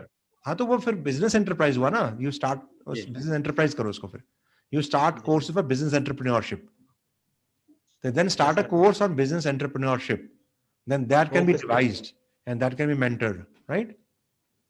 So आप management के लोगों के साथ जुड़े हुए हैं, तो एंटरप्राइज के बारे में सोचें हम, बिजनेस एंटरप्राइज या कुछ मैनेजमेंट करने के बारे में. चलिए ठीक है. Very nice Uday Bhanu ji. And let's listen to Mr. Tariq and then we can open the expert. Sir, first of all, I would like to appreciate the efforts of the Higher Education Department in getting us connected with the NTPC and IIM Ahmedabad.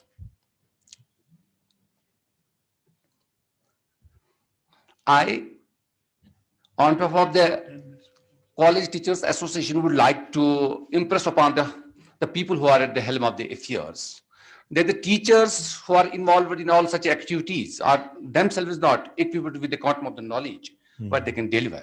So first of all, we need an exposure to the industry with respect to the teachers and then to the students.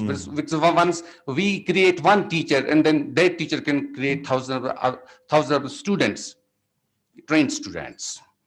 So giving industry exposure to the teachers. Some days earlier, I was sitting in my room, sir. There was a physics professor sitting besides me. My transformer got disturbed by somehow. I told him, what should I do? He has done PhD in physics. He was undone. Then I had to call for an illiterate person who can deal with the nitty-gritties of that, working with their transformer. Same is true with every science teacher. So getting knowledge and getting feedback from the science teacher would not suffice. If you would have told them one day earlier, they would have come up with a greater knowledge, greater idea by seeing the Google. But they were handicapped at this point of the time because there are no ideas. And but again, then purpose would not have been served, even if they would have given their good ideas how to generate energy. Because sir, Kashmir, there are a lot of opportunities, emptying chances of generating energy in different sectors. But the question again is how? How can we generate energy? Particularly, I will use an example of hydroelectricity project that's already working in Tangmarg area of this spot. But the quantum of the knowledge the workers are having there is not would not suffice with the problem is they are facing. If we would have invited the people who are already facing a lot of difficulties in this sector, and they would have been able to overcome those difficulties. So, sir, I would like to impress upon you to just create a group of the physics, chemistry, and other science teachers across the state of the Union Territory of Jammu and Kashmir, and give them the practical knowledge, the industry exposure. And once that is done, then they can take the rest of the theoretical part of the project, and that would be much appropriate as far as my impression is concerned, sir. Good. Good, Tariq, you have touched the real issue, what we discussed day before, that faculty development program and leadership program happened to be the core of today's interaction. But nobody of the principals spoke about it. They should have spoken about it. Now that you have spoken, you have just taken a lead over them. Faculty development happens to be the core of the things to churn out the ideas further. So leadership program, faculty development program, they'll be speaking about them. I wish that you'll be very much related to know all these developments happening. And I wish that in case Moonsa wants to speak something and Shabir Sir wants to something, be brief and then we can talk to the experts. Moonsa will speak first. Right? So thank you very much. We already had some discussions. Again, I'd like to congratulate Higher Education Department for one more meaningful initiative and warmly welcome the team from NTPC as well as from IIM. See, primarily, we have to see what is being brought onto the table by Higher Education Department. It is NTPC and it is IIM. NTPC means energy, IIM means management. So it's marrying management and the energy. Now, how, as institutions in J&K State, how we can leverage from this tie-up? That's now onus is on us. Probably higher education has done its job, Talasab has done its job. Now onus is on us how we can leverage this partnership. Let's look at what's happening in J&K right now. If you ask any person in J&K, what's your perennial problem? He'll say energy. We are highly deficient of energy, notwithstanding the fact that everybody talks about the potential of 20,000 megawatts, but what has been actually translated on the ground would hardly be 2,000. Now look at what NTPC brings in. If NHPC has to generate 800 megawatts of power, they have to install 4 units. That is 200 into 4. While as NTPC will put only 1 unit, super thermal, and generate 800 megawatts of power. That's why if you look at normal NTPC units, it will be always multiples of thousands. 4,000 megawatts, 8,000 megawatts, and that's why 1/4 of the country is lit by NTPC. You generate around 64,000 of megawatts. But the other side of it is that NTPC generates 80% of its power or energy out of coal, thermal. Rest is gas, rest would be photovoltaics, and other would be, the wind. I'm including your joint ventures, what you call as JVCs, across the country, all put together is 64,000 megawatts. We in J&K, though Government of India has allotted coal reserves at Talcher probably, but I don't know what is the state of affairs, whether we are still able to make use of those coal reserves. But we in J&K are looking for clean energy. We are not looking for any coal-based energy. Now, what is the expertise of NTPC in generating, let's say, cleaner energy? You have 13 plants wherein you, which are photovoltaic, where you have photovoltaic based generation. If you, when you listen to every, esteemed principle, everybody was talking about solar generation. That's where the focus is, and rightly so. So our first point would be that how could NTPC, do capacity building of our technical workforce, whether it's a student in the college or our engineers who are actually deployed in the field in the area of photovoltaic, solar. That is going to be the point number one. Why? Because there is a misnomer here that photovoltaics is a misfit for Kashmir in particular, which is a misfit because solar panel itself is a PN junction. At higher temperatures, its power efficiency goes down. The moment, for example, if I install a photovoltaic in Kashmir, where the ambient temperature is 30 degree or 25 degree centigrade, if I install the same panel in Rajasthan, the efficiency of that panel will be much low in comparison to Srinagar, right? So that's point number one, that photovoltaic as an alternate source will be highly appreciated and suitable for a place in Kashmir. Now look at the other side. In our colleges, the way we train our engineers, they are not exposed to the modern day technology which is used to, say, manage and install a power plant. They don't know what SCADA is. They cannot handle PLCs. They don't know what is the modern IoT based instrumentation which is used to control the power plants. I mean, it's all remote controlled using IoT devices. So this is one, area wherein you can do our curriculum enrichment, and you can train our people and our students through various, FDPs, so that they get exposed to these modern day programs. On the other side, I like to be a bit futuristic. For example, our own power engineers, I mean, who have already graduated from eminent institutions, they are not aware of these technologies. That's why we have an issue with generation, we have an issue with transmission, we have an issue with distribution. So second would be, I mean, our Vice Chancellor is here. I'm sure he'll agree to this idea if I propose him that, like you have a Power Management Institute, PMI, on a similar, pattern, I would request if IUST, a similar PMI could be initiated or could be commissioned on the campuses of IEST. Everybody cannot go to NTPC. I mean, I wish everybody goes, but then we have to bring these competencies in J&K. And that's where probably our Vice Chancellor would pitch it. If you are open to establishing a PMI on the campuses of IEST, wherein we can train students through you, as well as our own power engineers who are already working, but are outdated.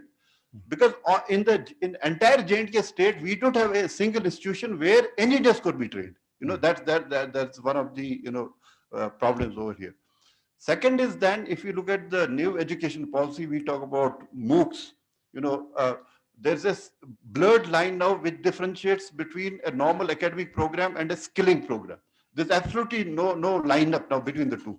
So if we could come up, jointly, in the area of MOOCs and, talk in terms of developing content, which can be now scaled up, at the national level. Yeah. I mean, power management of a thermal plant, a MOOCs on power management of a thermal plant, likewise, such kind of a thing. Obviously, then finally, everything that we train should, lead into some tangible result. And then tangible result will be, setting up of innovation and incubation centers. But as a run-up to setting up innovation and incubation, the first thing is capacity building, which cannot be ignored.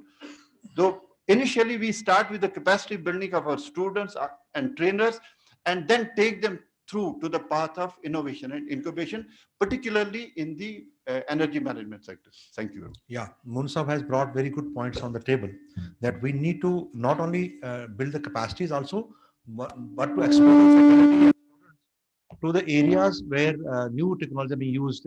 We call that driving the industry for revolution, IoT, machine learning, artificial intelligence. Those technologies need to be imbibed now into the curriculum so that our students are well aware that the future techniques, what are being now implemented across the developed countries, our students should be aware that in case we have to go and find a job in Europe or elsewhere, so those technologies should be abreast in our curriculum so that we are well aware that how machine learning and how IoT is being used in controlling the power management system. So those is a very good area he has brought on the table. And secondly, the power management issue. I am vouching for it. I'll give all the money required to IST before he pitches it as a table item, I'll just support this institute with all the money, whatever they could propose. Last year we could give the money, but this year's agenda will include Power Management Institute. In case you get a proposal for it, I'll fund it. I'll fund it from my budget. That will be extra budget to IOST for over and above what we have committed to them. So that's granted for you. And third one, what he was saying, enrichment of curriculum and then exposing the incubatees as a management hand holding. That's a very good course. And he talked about MOOCs. I will call it education management. Let us have education management collaboration. How to manage our education transaction. Education transaction means MOOCs, in delivering a MOOCs in a particular, you can say, he talks about energy sector MOOCs. I'll talk about all the MOOCs. That is energy management of education transaction, which my director will be formatting a proposal, and this task can be given to our Pirzada Sahab. He will devise a proposal with Rana Sahab together, devise a proposal of education transaction, implementing NEP as a management tool. So let us use expertise IIM, and it can be country model for others to follow. NEP as a management transition tool. It has come through the discussion of Monsa. We pick from each other's words and then fortify it. And I'll open the discussion to Mr. Shabir, what he has to add on. Dignitaries on the guests, our esteemed guests from IIM and NTPC, my other respected colleagues. I've had the privilege and the pleasure of being a part of the first brainstorming session. And let me tell you, the entire session primarily revolved around the ideas and the initiatives that have come from my various colleagues from the floor of this house, which primarily revolved around what my colleague said, that workshops for academic leaders, summer schools, counseling for the students, placement of students, enhancing the employability of the students, and then, of course, introducing new courses. I have this morning, actually, around that discussion, I have developed a kind of a concept note in the capacity of the Dean Academic Affairs, University of Kashmir. I have identified some of the major departments who have huge capacity when it comes to conducting research and entering into collaboration with NTPC and IIM. Some departments that I was talking about in that concept note was Department of Earth Sciences, Mathematics, Physics, Bioresources, and then the Department of Management itself that I have been a part of for a long period of my time, offering courses in management, finance, human resource management, and then, of course, in now certain areas like human social marketing as well. And these are, when it comes to the University of Kashmir, I have identified the areas. So I don't want to go into those areas, but in due course of time, once we have a kind of a communication with each other and you have a look on all those areas, I think with the passage of time, that scope will enhance into other areas as well. But I do see that there is a huge scope of working with NTPC and IIM, because NTPC, as he has said, I know is an ocean. And in one way or the other way, I have had an opportunity of being a part of various training programs that were primarily conducted for NTPC. And then, of course, as a student of management, part of IIM as well. One of the important points that I want to put across, we cannot for each and everything heavily rely on NTPC or IIM. At the end of the day, we have to be prepared to take the challenges head on and prepare our own selves. What I mean to say, I have seen it over a long period of time, because there has been a lot of focus on startups, coming from you and coming from other colleagues. Startup to me is basically an idea generation where young minds come together, put their thoughts together, in order to produce a new service or a product, that they are able to commercialize. And as Parvez has said, then in due course of time, we see we are not able to take it a regional, national, at an international level. And this primarily starts in a classroom where IIM has huge expertise and capacity and the competence.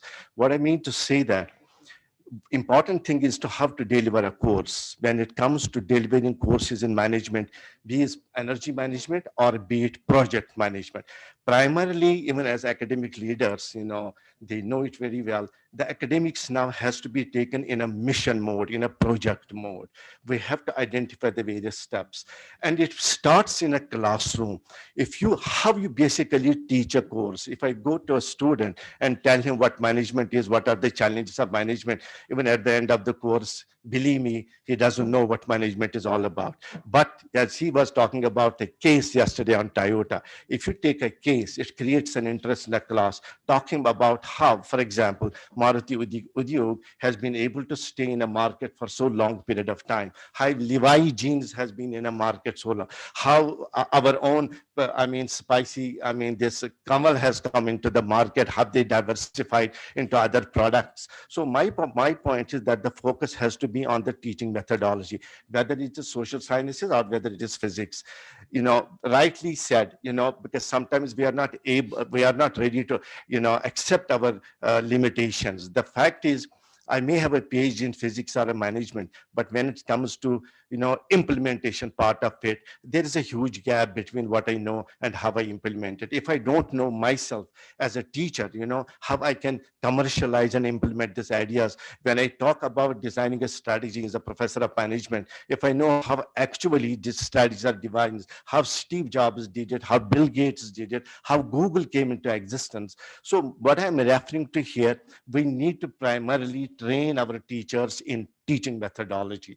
And whether it is social science, if you are talking of teaching a class of a political science, it is, this is the soul of the modern economy. How do you teach a political theory? And if you are talking of artificial intelligence, what is artificial intelligence and what is it relevant in economic science, sociology, anthropology, right?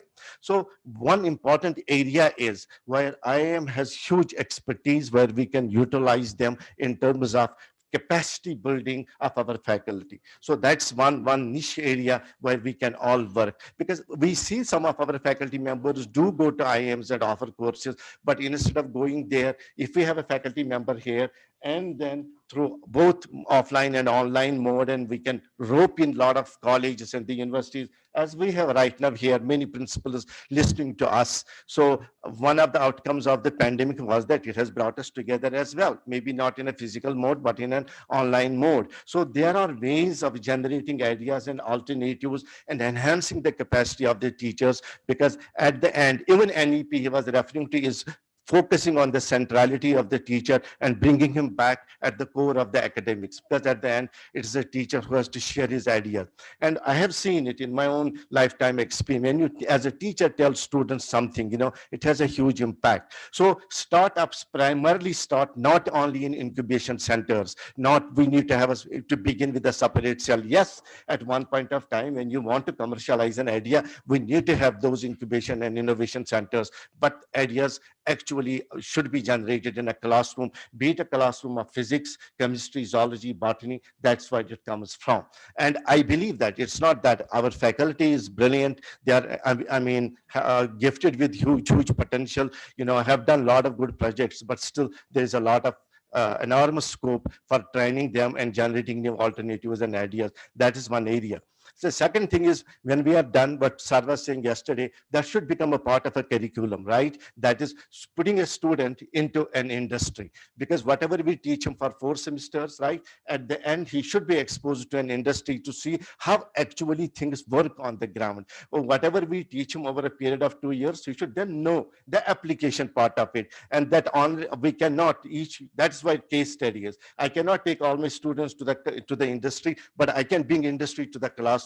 That will be in the bringing industry to the classroom is bringing an expert from industry, where I am NTCPC, because they have tie-ups with huge industries. They can have their marketing manager, product manager, innovation manager, R&D experts who can come and share their expertise with the professors and with the colleagues, across the state, and train them in those areas. As he said, we cannot commercialize the area in a college, right? We don't have that kind of infrastructure. But what we can do do, where we have to, make a dent, that's to generate an idea. And I have seen it, students, these young students who are sitting in our classrooms have a lot of potential. And when you encourage them, they certainly come up with very great ideas. So by and large, I think it's a great initiative. I have seen, honestly, I don't want to, then he said, I'm trying to praise, but not at all. It is not a praise.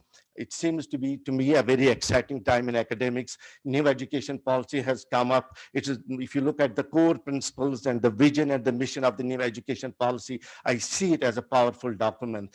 And that's, to me, an academic institution is primarily a place where there is a thought process, where there's a collision of a mind with the mind, knowledge with the knowledge, and that breeds an atmosphere which every student, which every faculty member breathes. And that's how we all learn. And that is the role of a teacher, to generate a very learning environment in a class. I cannot give him everything, but if you generate one thought, in the mind of a student, and then I have no doubt that in due course of time, it transforms into something. If you read the history of how great innovators have come up, most of them don't have academic, they have not been through Harvard, they have not been through Stanford. Great minds have come up, just through an interaction, because we have to let knowledge come from all directions. We have to be open up and start thinking that I'm the best in the world. You may be best in the world, but there is still scope to learn from each other. And the second thing which I have said yesterday, apart from collaborations, I would really request the Honorable Commissioner, just to facilitate that, to have a collaboration among each other. What IST has, I may not have that. How we can collaborate with each other in terms of exchange of faculty, where their people from NIT, they can come and, as of now, I don't see, to be very honest, while I was listening to my colleague from NIT, I don't see a different collaboration between KU and NIT, where we can club together and do a lot of good things together, on startups, at home, which is primarily available. So my point is, we should need to forge collaborations, partnerships, across the, I would say, region, and with various universities. And also, I say that there may be a clusters of various colleges at district level, and each college is gifted with unique capacities, with infrastructure, and they can also collaborate and do research projects. Then yesterday we have also come up, all that what we are talking about in terms of research, context, specific research, that has to be that research that has to be relevant to the society. Taking big projects in our hand, we don't have that kind of a relevance to the society. At the end, we should be able to commercialize those areas which are local to us, which are meaningful to us. Kashmir is confronted, to be very honest, Kashmir is confronted with a lot of problems. This place has been through a lot, but still we have cruised through the situation regardless of the constraints and the difficulties that we have faced over a long period of time, and that strengthens my belief that apart from all that what we have been through, we stood to the challenges. And even when it comes to the national implementation of the national education policy, I still see Kashmir is one of the places, which have been on the forefront, when it comes to the implementation of this scheme. And maybe when pandemic COVID-19 came in, Kashmir and all other colleges and the universities were, I think, on the forefront of moving to the online mode, ensuring that the time of the student does not waste. So my point is, there is energy, there is compassion, there is a commitment, but what is primarily lacking is that we have to be open to the new challenge. We have to see how the world is changing and look at the local requirements, but simultaneously prepare people for the big things. And it's not me what I'm saying, even the greatest experts in education. I would quote Professor Philip Albach, who has worked for more than 50 years in higher education in India and has written a number of volumes, says that all the universities, I would say across the country, although are preparing students for the routine jobs, but they lack critical and creative skills. We are not yet in a position to provide them a platform where they can compete with Google, they can compete with a company, like Apple. So my point is, all of us, my colleagues coming from, one of the best institutions, brilliant minds, India has a lot of potential of doing wonderful things and coming up on a global platform. But what it needs is a commitment from all of us at an individual and a collective level. Let us get into a mission mode and try to be what I call uncommon performers. Let us not look for a role in individual capacities, colleges, universities. How can they collaborate and come? How can they, contribute to whatever is going on, and so that we will see a new future, in due course of time. Thank you very much for giving me this opportunity, honestly, to be a part of this, very exciting session. Thank you. Thank you, Shabir sir. You have to drive the initiative. You have to drive. We will ask experts to speak. I will give my idea about. Okay, thank you, Shabir sir. You have been very kind to give your mind. Technology is the greatest leveler, I can say, and leveling will happen with technology getting imbibed in the education system. And your thought process of bringing the resources together is well taken. And you have to lead the colleges to this new initiative in a very different way. We desired that VC sir listen to you as well, but he seems to have prior commitment. So let us take his thought process, and then we can continue the discussion. Thank you. Good afternoon, everybody. Mr. Talat, I appreciate his initiative of conducting this workshop or kind of a brainstorming day. And I also appreciate the principals who are here, the experts who have come from other areas of the country. I highly appreciate that we have this kind of an interaction. We at the Islamic University, I will give you a small brief, maybe around 2 or 3 minutes, about what we are doing at the Islamic University. And it has got not much to do with the NEP 2020, which was launched recently, but we started in 2016. Some of the initiatives which ultimately are a part of a NEP 2020. So probably we were much more, advanced in our thought process. And I wouldn't take a credit because I was there as a vice chancellor, but we created a nice team in which Dr. Moon is also there. There are several more high level, deans with us. And we created an atmosphere of, thought process. And we started thinking of how we can actually change the paradigm of education, which has to change for all of us. So we're actually sitting at a very different period of time in history, where we have disruptive technologies. We have so many big technologies coming in. We have artificial intelligence, Internet of Things. We have data mining. We have machine learning. All those things are coming out, and some of the jobs which are becoming obsolete were hardly, 10 years earlier, were most remunerative and attractive to the students are getting shrinking. And therefore, we will have to create a new set of skills amongst the students.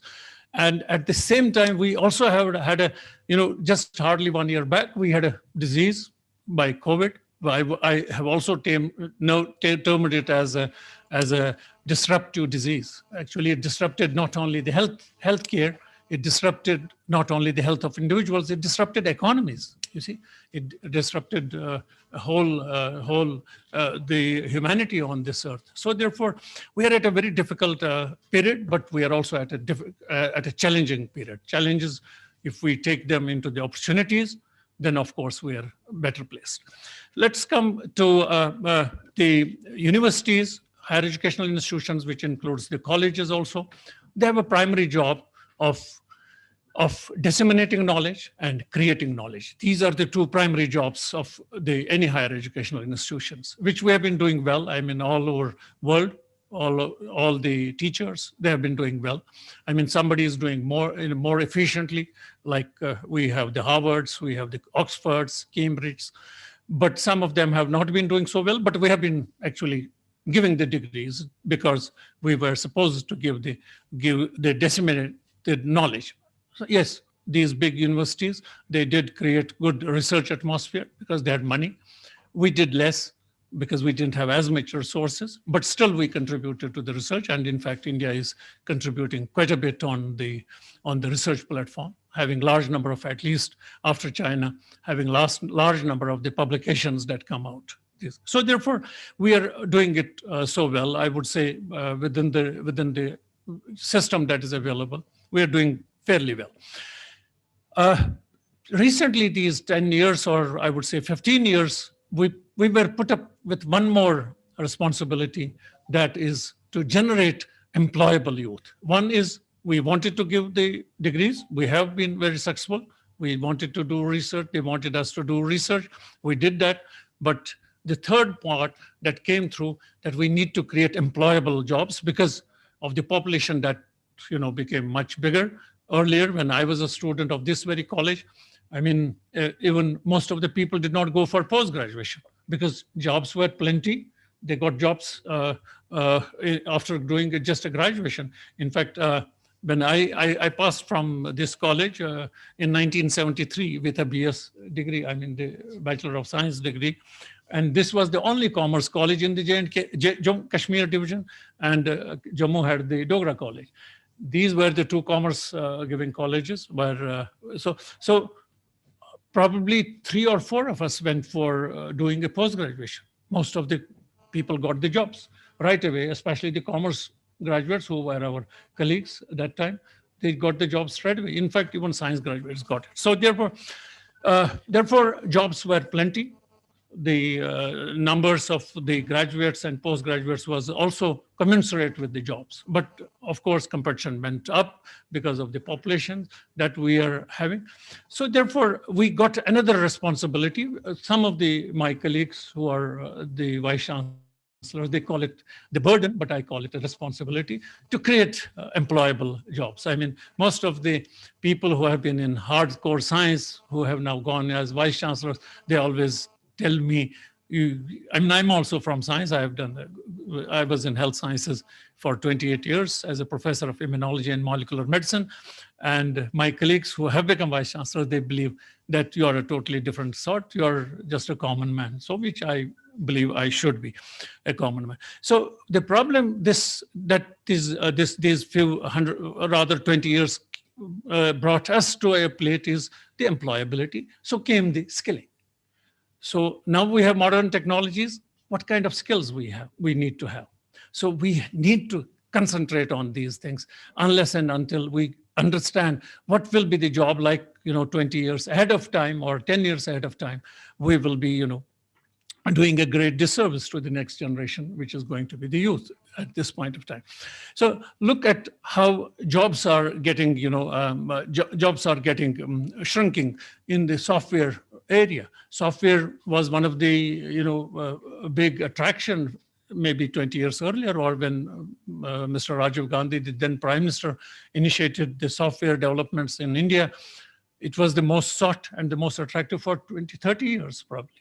But today, there are not many. Unless and until the same youth who was with a computer science engineering degree or a MCA or BCA, he shifted to these modern technologies of artificial intelligence and all that. So therefore, we have to be very sensitive to this type of a situation first. So what is going to be the future? So therefore, what did we do at the IUST, which is now incorporated? Is one of the major headings, if you look at the NEP, is reimagining vocationalization. We did reimagine this vocationalization. How did we do that? And probably it's going to give fruits in another 5 or 7 years in the universities because it takes time, and especially we had a bad time also. We had political issues which made our universities to close for about almost half a year or more, and then we had COVID, so we had to close for 1 more year. So these are basically campus-related activities. These cannot be done online. When you want to change a mindset of a student, it's not possible to do it on online. So therefore, we are now back on the campus since 15th of February. What actually is important for us in sitting in Kashmir, we have wonderful issues which most of the universities have definitely talked about. And Dr. Moon has already given a solution to that, is that how can NTPC as well as IIM can give us the courses and also have a kind of an incubator that is if we have we have the management institute, power management institute at one of the places, and I do offer. Islamic University will take it to one of the executive council decisions, the meetings, and I'm sure they will support me. We have a wonderful executive council, and on which we have one of the professors of the IIT, Professor Subarao. We have Professor Dinesh Singh, Dinesh Singh, who was the former Vice Chancellor of Delhi University. When he introduced the 4-year bachelor's course in Delhi University, he lost his job. And now it is in the NEP 2020. So he's one of the members of my executive council. We have Dr. Qazi, who actually changed the complexion of the Jamia Hamdard. Jamia Hamdard is this time the most vibrant university, and I'm giving a lot of credit to Dr. Jian Qazi. We have such people on the executive council, so I'm sure what the idea you have given me, I will definitely put up. And in April only, we are holding the executive council. We'll put up there this idea. That is money. Firstly, let's get it through our statutory bodies, because statutory bodies are very important for our universities. So I'm sure the executive council will support me, where I'm the chair, obviously. They have usually supported our wonderful initiative. So that is a part of it. We will definitely do that.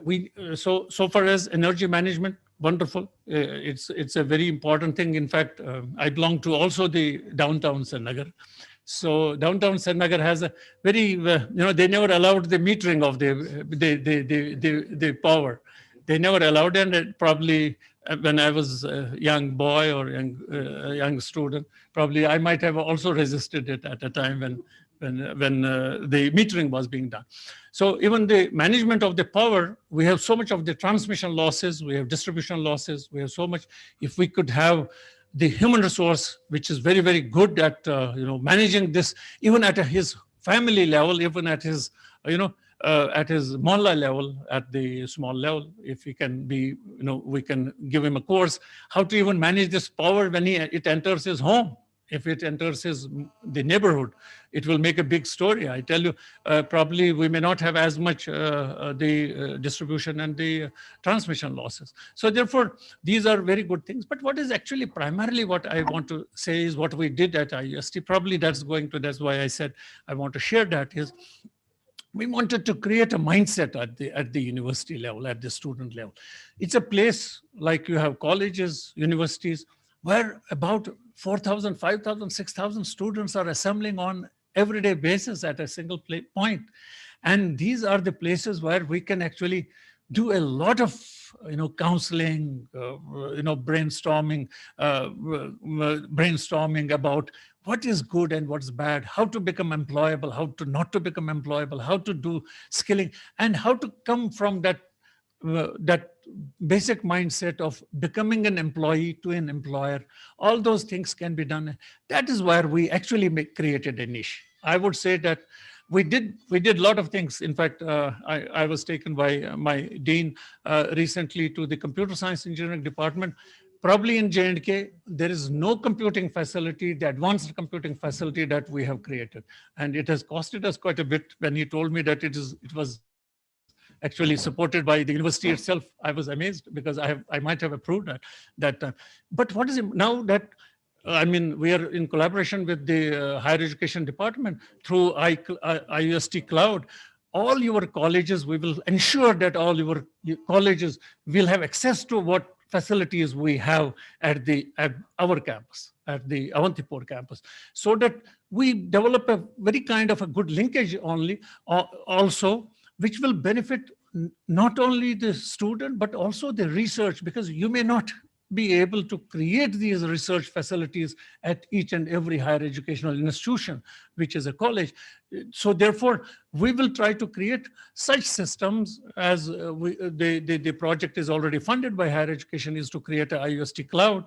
Through that cloud, every college will have access to whatever we have available on our campus.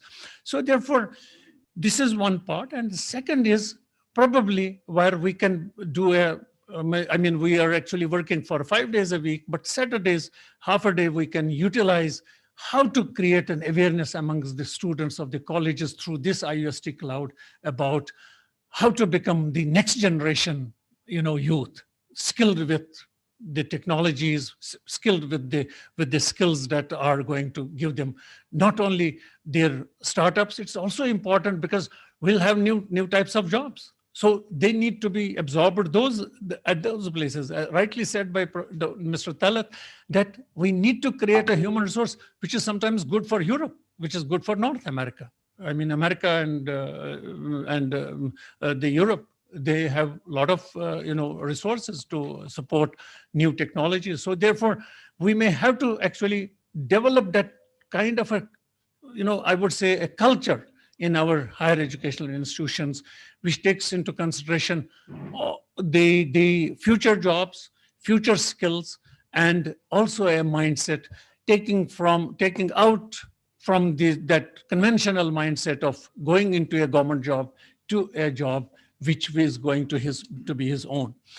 And actually, there are several, I would say, strategies to do that.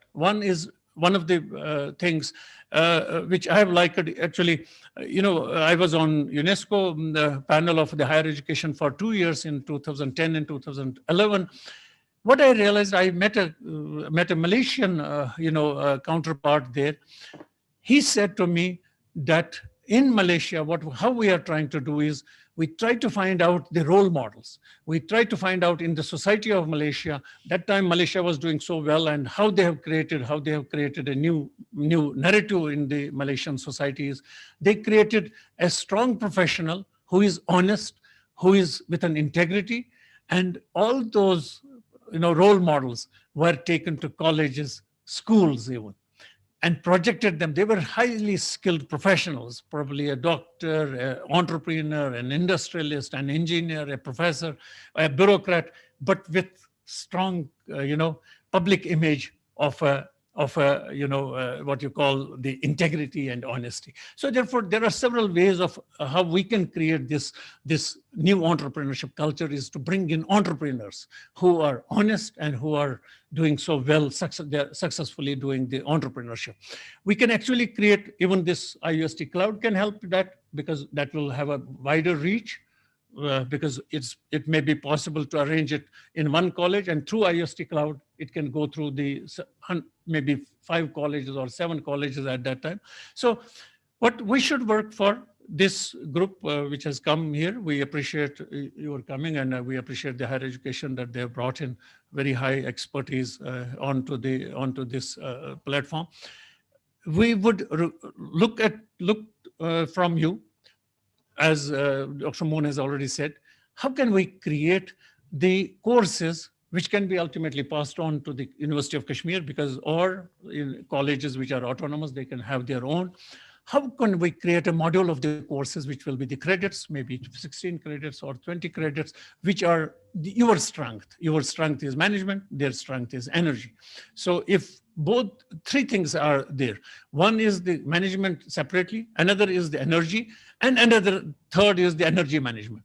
So therefore, if you could help our colleges, even universities, to develop some credits in collaboration with us, I mean, with the universities, because we also have the Kashmir University, which is full of talent from the management. We have, IUST has a good crop of management teachers. So together we can make such credits which will help the college students to be sensitive through these courses to these very areas. That is your strength. And then, of course, you have this, management institution, power management institute. If you can give us a prototype, we can create on our university. We'll go through the statutory body. We'll request the higher education department to support it. He has already given his full support. I'm sure we will get it through. Similarly, we can have other institutions which can give us such modules which can be created on the colleges. So colleges don't need to actually create huge infrastructure in these areas, like probably colleges principals. When I was listening to you, you're actually trying to look at you were actually, before Mr. Talat came in, you were looking at the laboratories within your institutions. Please don't look at that. You try to create only probably if there's a cluster of colleges, you look at one place where you can create a laboratory. Rest of the people, rest of the colleges should only deliver talks and then bring them to this college where there is a laboratory, which can be actually exposing them to, technologies and all that. We have a wonderful, laboratory for the solar energy. We are creating almost 1 megawatt on the university campus through solar, power, solar these powers. But we have so much of a management issue this time. I mean, we are creating power and we are actually hybrid, syncing it with the PDD. They drain our power, but we are not able to use it by ourselves.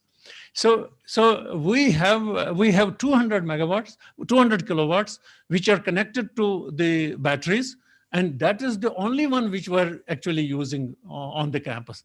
Rest of the 800 almost, it goes drains to my PDD, and I'm not getting any benefit out of it. So therefore, there are several issues about, this is probably the only university where we have a 1 megawatt power coming from the solar.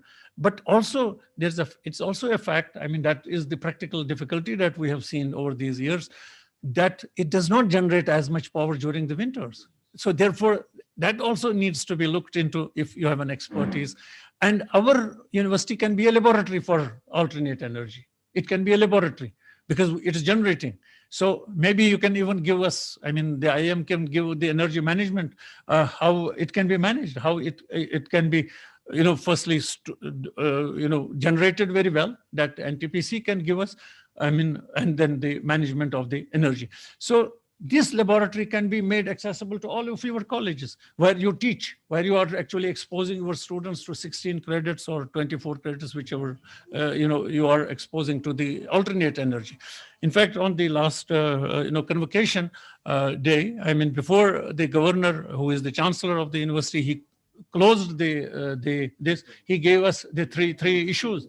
One of them was the alternative energy. And I find definitely in whole of the world, it's not only in Kashmir, there is a huge potential for alternate energy. And you will be definitely appreciating the Islamic University of Science and Technology. We got this place surveyed by Solar Corporation of India, surveyed by National Institute of Wind Energy, Madras, for whichever energy, alternate energy can be generated from our campus. We had 1,000 canals of land. In fact, we wanted to, which is on the hill, and we wanted to convert it into the solar farm, which would have generated us 25 megawatts of power. And probably after that, I had planned that it will be a autonomy, financial autonomy for the university, and I will not have to go to the government every now and then for sponsoring the projects, because that would make the universities very highly reliable and reliant on their own financial resources. So therefore, we have started taken a little bit of step, I would say, not fully. I mean, we have not reached the destination, but we have taken some steps where colleges can easily become a partner, and we will be your knowledge partners there. And the experts that you are bringing from the outside Jammu and Kashmir, they can become our knowledge partners. I mean, in a sense, I mean, they can become our technology partners as well as energy partners. So therefore, with these words, I really would close down here. And the second thing that I want to talk about, the human resource that you talked about, is it's true also that the conventional teacher, even if I was a conventional teacher during my time, he is still in the classroom. He has not actually changed. So therefore, what we did at the Islamic University of Science and Technology, I took a proposal to the Executive Council. We created another cadre of human resource especially in the engineering and the science departments. What is that cadre? We took it as a cadre of the technical cadres: junior technical assistant, senior technical assistant, and the technical officers. What is this cadre? It has a particular objective. Although in the NIT we did see there is some kind of remnants of the technical staff there, but we created this cadre with a simple objective that they will skill the students within their own specialization. I will now give you one of the principals said we are doing the extraction of the lavender or the oils and all that. So chemistry, in a chemistry, when we created this cadre of technical assistants, we have also thought that this cadre can come from the industry. It's not necessary he comes from the conventional BTech degrees or the master's degrees. So they come from the industry. He is going to skill the chemistry student in creating this oil and aromatic extractions and all that. So this is to skill within their own subject knowledge, domain knowledge. So because there is a lot of scope within each subject to create skilling within that knowledge domain. That is one part. And then the CBCS also allows you to take to take some credits out of very unrelated domain knowledge field. So therefore, this cadre will skill their own people, their own students who are in their own domain knowledge, taking the degrees, masters or bachelors or bachelors or masters only, not for PhDs.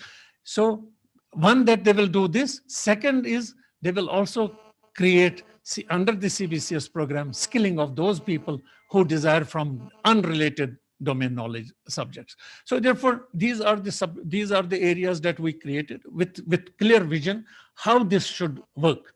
Because a conventional teacher will be rather, he will not be substituted, but he will be substantiated by this. It will be complemented by this technical cadre. He will come from, most of the times we have said that it will come, even if because there we are not bound by UGC regulations. You should have a PhD, you should have a NET, you should have all these things. This cadre is independent of that.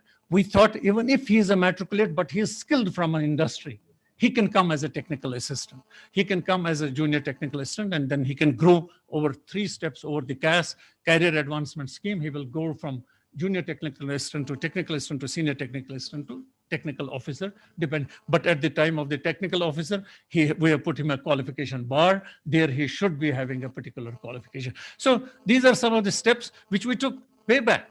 It's not the NEP 2020, because we knew these are, at the university, we thought these are the future requirements. With these words, I thank the Higher Education Department, Islamia College, which has been my always first preference. And whenever an invitation comes from the Islamia College, I will never refuse it. That's a word. Although the Islamia College has grown, I have studied. There were 3 barracks and the L-shaped building. That was the only Islamia College that I have seen, because it's almost a medieval age. And I was the youngest. I did my BSc at the age of 18. And I was the 3rd position holder of the Kashmir University and the 1st position from this very college. And so I was very young. I was almost 17 and a half only, not even 18. And I have done my PhD at the age of 23. So therefore, I will never refuse it. It's a great opportunity to talk to all of you. If I didn't have another commitment, I would actually listen to my expert colleagues also. But I'm sure you are experts in your field, and you will be. Yeah. Thank you. Sure. Thank you very much. You are still the number 1 and it's number 3, because Kashmir University and Jammu University has taken NRF ranking more than your university, and you have to catch up to the 3rd position. Oh, sure. And 3rd position remains with you, and the 1st position in the technology front, because you have seen the initiative taken by IOST has produced results, because they have the highest employability ratio among us universities. Whatever graduates pass out from them, PG, they find job in mostly Gulf countries. Food technologists and other courses they're running, very nice nursing courses and other courses, very flourishing courses. That result is because they have enriched the curriculum. They have given the practical aspect of learning process. What Mr. Shabir was saying, experiential learning, project-based learning, that is being done here. He's probably taking now initiatives to do the similar type of experiment in the Kashmir University curriculum now. I wish those skill credits get integrated, those apprenticeship get credited in university. The vibe is now give apprenticeship, give skills, give faculty training program. So you have a lot of job to do now. So with IOST leading us in the 1st position, as he stood first in the Islamic College, but still third in the J&K scenario. So we take his progress to the that slot even, but very well said. Of his team is with us. We may have to say that we are very thankful to Mushtaq Sahab. At a very short notice, you came, but we have a lot of things to discuss still, but we can just part with his presence. Anything you want to say before he leaves? I think, thank you very much. We'll keep what you said, those are very important points. And some of the ideas that you have shared, especially the technical assistant, I think bringing in the skill part within the university setup and complement the classroom education with those kind of, I think these are the things we need to learn and take forward. Thank you very much for your insight. My pleasure. Always. You want to say something, NTPC? I'm sure that you have scored first here, and as Taras Sahab has mentioned that you are right now number 3, and I'm sure that within a very short period of time you'll become number 1. They'll be number 1 beating him. I would only share one thing. The way he's praising us, we are also the beneficiary of a RUSA grant. So RUSA had stopped our, MHRD had stopped our release of the money. So I sought an appointment with the RUSA mission director, who was the additional secretary in Government of India. I think Ms. Roy was there, if you remember. So I went to Delhi and I asked her, why don't you come to Srinagar and have it and then release the money? I don't want this money. Although we are not as much beneficiary as Kashmir University is. So she did come and she visited. And after that, she gave a statement. I want to make this university as a model university for whole India. Thank you very much. But this happens to be my parent university. That's why grants is more here. Just a minute. We are honoring you with a memento. We are honoring you with a memento. Sir, come here. Now we'll honor the sir with a memento, and then he can leave the program. Sir, we are presenting a memento to our chief guest, and this memento is in sync with the downtown culture. So our worthy commissioner secretary sir will present this memento to our chief guest. Thank you. Thank you very much. Thank you.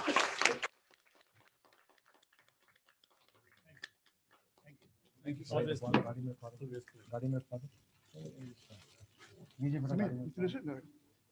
To carry on, I'll take. Thanks a lot. Thank you very much. Thanks a lot. Okay. So now coming to this, the very important part of our program. So come this way, sir. Now you have to be addressing the camera. So come. You can come also here, so the people see now. Come, sir. Come here. Come here. People can see you now while you address. Dasa Babi idhar aaye. Ambika sir.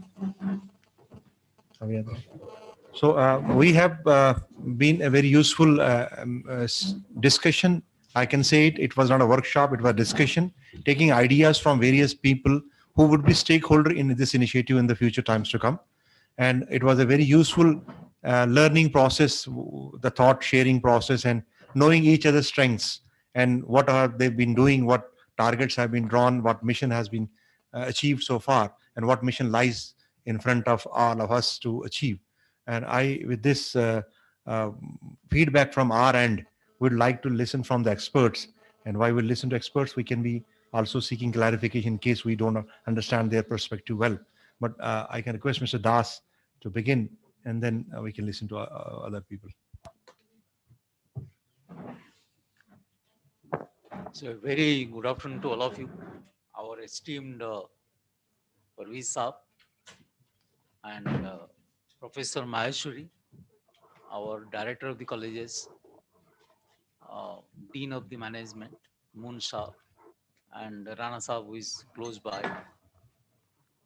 I think the first time I had a chance to talk to Mr. Parveez, it was a telephone call.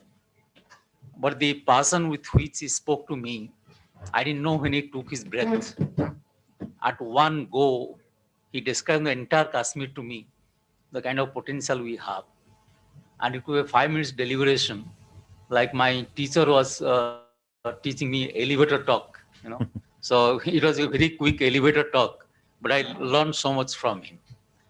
that pushed me to think about coming on exploring more.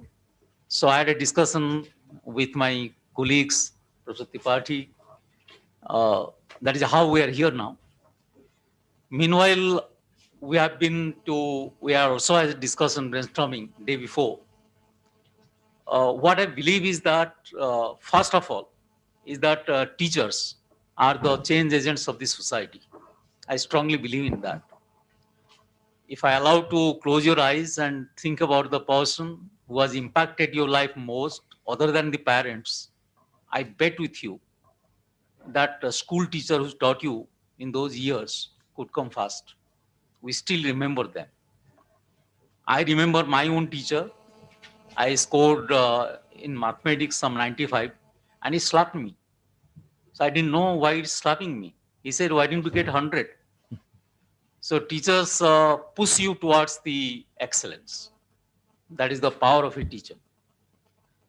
So I think I'm not only in the midst of teachers, we are also in the midst of the change agents. And Kashmir, as I know, is a very huge potential. And we have something lined up. So first thing, as you know, I think about our institute and everything, we have Professor Tripathi give you details of the same. But about G&K, about my company, after the COPS 21, that is the Paris Agreement, where we signed, that is a very conscious decision. I don't say it is a pressure to reduce the carbon emission, and the whole country is moving towards that.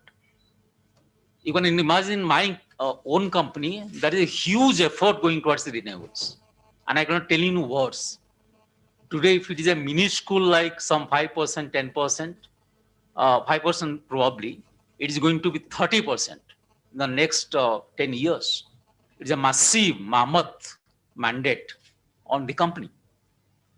Like the pressure I'm putting over here, the same pressure all over the country where there is a generator generating power. So, and when I very keenly listening to all of you, I quickly could gather the idea. Here also there is a huge potential which has been untapped and can be exploited. So, believe when I say and appreciate also that we have a entire expertise lined up in the entire value chain. So if you take solar, we have solar in the entire value chain, talk of wind, entire value chain, everything. We are like a departmental store like.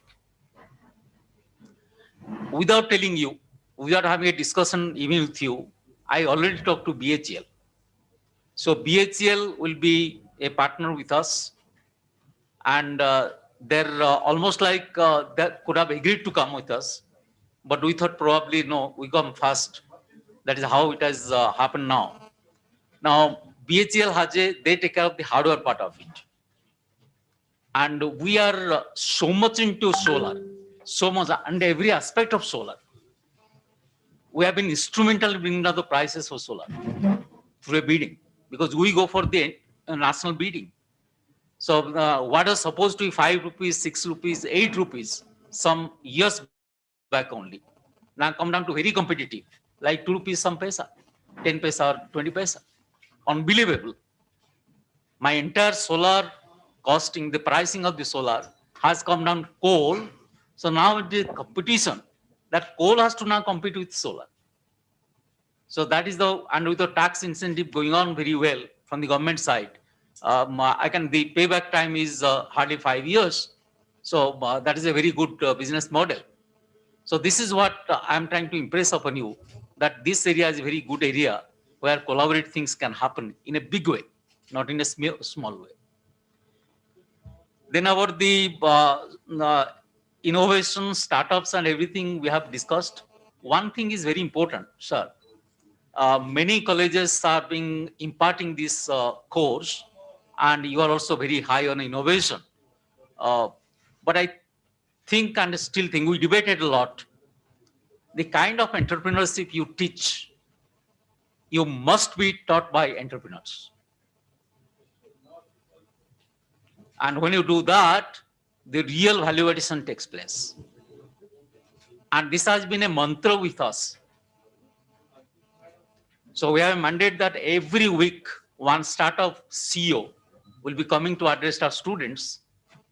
If you by chance come to the IIM Ahmedabad, there's a huge setup over there, entrepreneurship, innovation, and incubation. The moment you enter that premises, there's a cake shop. That cake shop is by a startup. So you actually, the whole atmosphere tells you how the startup things happens. So that is my feelings, that this kind of initiative has to be taken very seriously, not at all a theoretical kind of input, or all theory will remain, but practical side is very high. So that is the way we try to look at it. About the skilling part, I have something in my mind.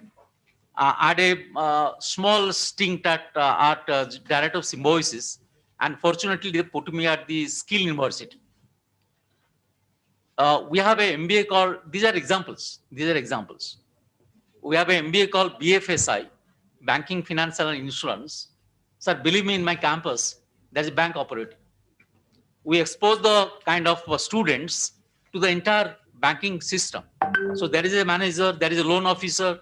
I'll go to the loan officer, give me a loan.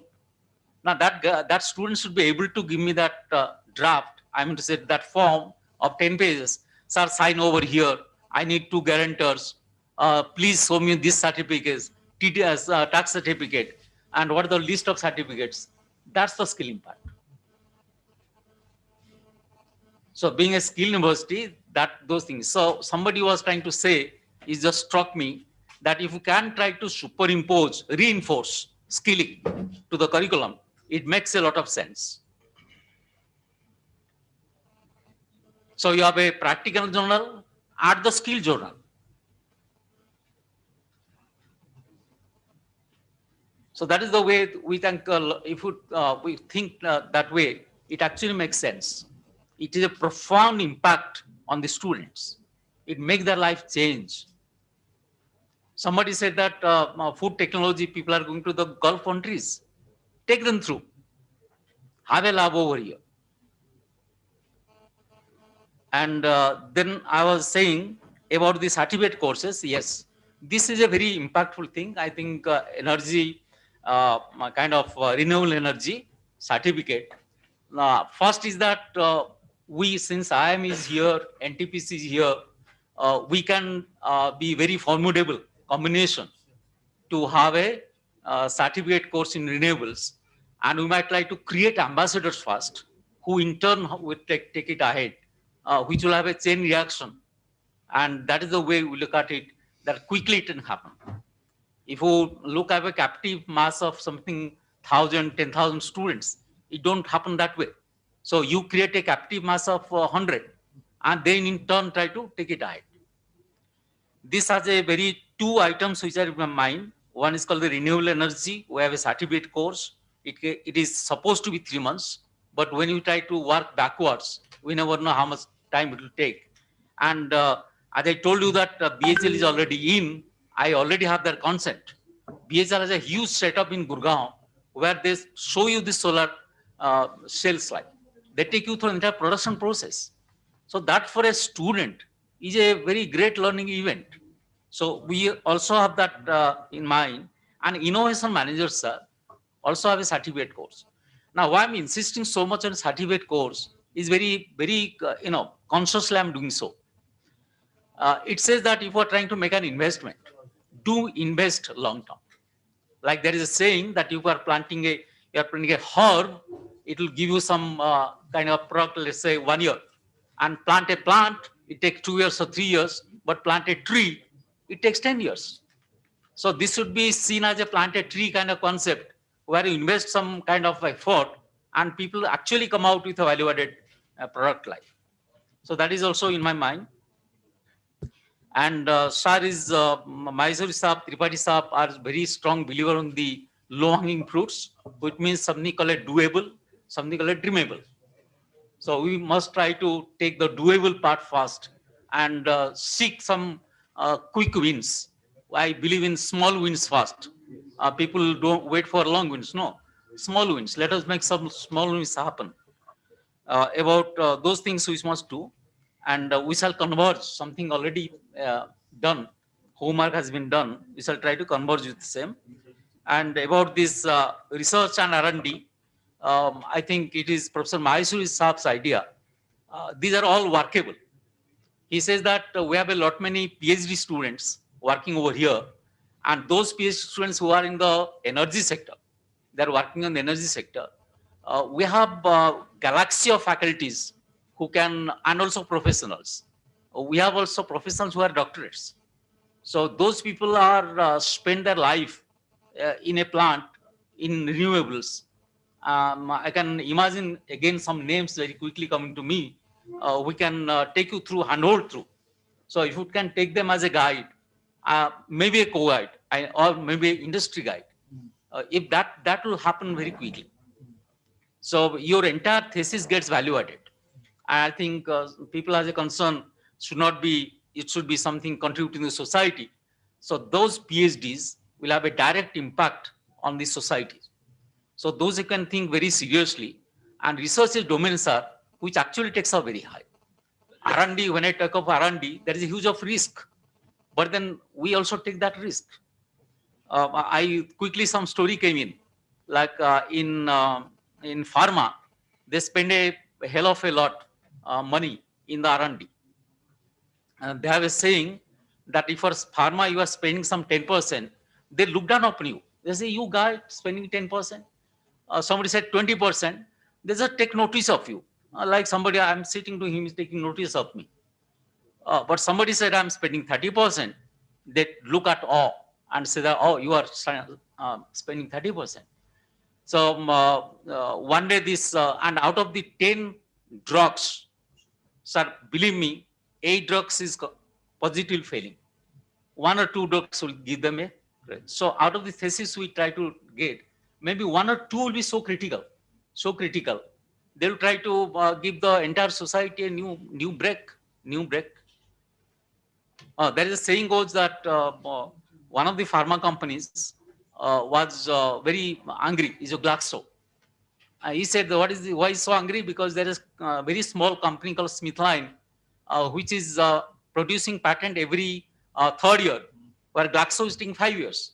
He said, come on guys, you are such a MNC, huge MNC, they are smarter than you. So why it is happening? So he was pacing the floor. So one young director stood up, which is, sir, they're having 3 Nobelists. You're doubly angry. He said, post that Nobelists, give them double the salary, bring it to my company. He said, why don't you post the Nobelists? Post the company. So they post the company. So my take over here is that in case of PhD, even 1 or 2 makes an impact. It's great, sir. Yes. So this is one area where you can effectively collaborate. And we can, our faculty can really try to contribute in those areas. And guest faculty, yes, sir, you call us anytime. We have a complete buy-in, and they kind of, see the kind of commitment level over here. I think that great faith is now trying to sink in with us. So we'll try to also come and engage faculty. Call us, sir, at any point of time. We'll be happy to come and put a demand on us. I think it's not calling us, but put a demand on us. I think most of the time, Mr. Parvez Saab was saying that you put a proposal, I think that's the way to look at it. So you kindly put a demand on us. And whatever is doable, part of the same, we shall see all go ahead. From our side, all commitments are, you never try to be shy of it. So that thing is already with us. I think this much I have just tried to write down to share with you. Many more things can be discussed. That is from my side, sir. Thank you very much. Thank you, Das sir. Nice that you have briefed our people. Your enthusiasm has brought not only you to Kashmir, but you have brought the other experts whom you are. Sir, I told you one thing. Yeah. When I met him, I said I'm a peddler of good things. Yeah. He has been able to get 2 more experts along with him and to drive our passion further. But they have themselves promised to bring 3 more. So they become a group of 5 to 6 people who will be helping us in getting our ideas, our wishful thinking realized on the ground. I would require Mr. Girish Tripathi ji to share his mission and vision plan for our J&K's education scenario. Good afternoon, everybody. Respected Parvez Saab, Pirzada Saab, Moon Saab, Sabir Saab, my senior Professor Maheshwari, Dr. Das, other people present in this room, physically or virtually. First of all, this is my first visit to Kashmir, and I'm extremely thankful to all of you, the people of Kashmir, the people belonging to my country. I am overwhelmed by the facilities or by the behavior of the people of this land. And I'm thankful to Dr. Das. I'm thankful to Dr. Das that he generated this link with the Parvez Saab, which has fructified into our visiting here. And I'm sure this is the tip of the iceberg. There are many things which we will do. Dr. Das has already promised many things. And Dr. Das, me and him, we have been discussing this quite often, that whatever possible from the side of NTPC School of Business, we will be with you in every aspect. As he very correctly said, that you demand, when you demand, whatever you demand, we will fulfill more than what you have demanded. We supply. I am having one, first of all, let me introduce as who exactly we are. In fact, the group which was present the day before yesterday already knows it, but there are many who are connected here, who have not been in that group and also connected online. We are NTPC School of Business, promoted by NTPC. NTPC and NTPC School of Business are at arm's length.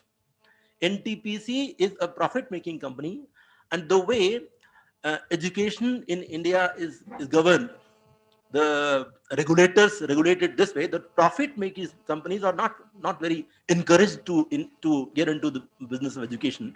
So this is why NTPC generated a society which is known as NTPC Education and Research Society. And NTPC School of Business has been promoted by NTPC Education and Research Society.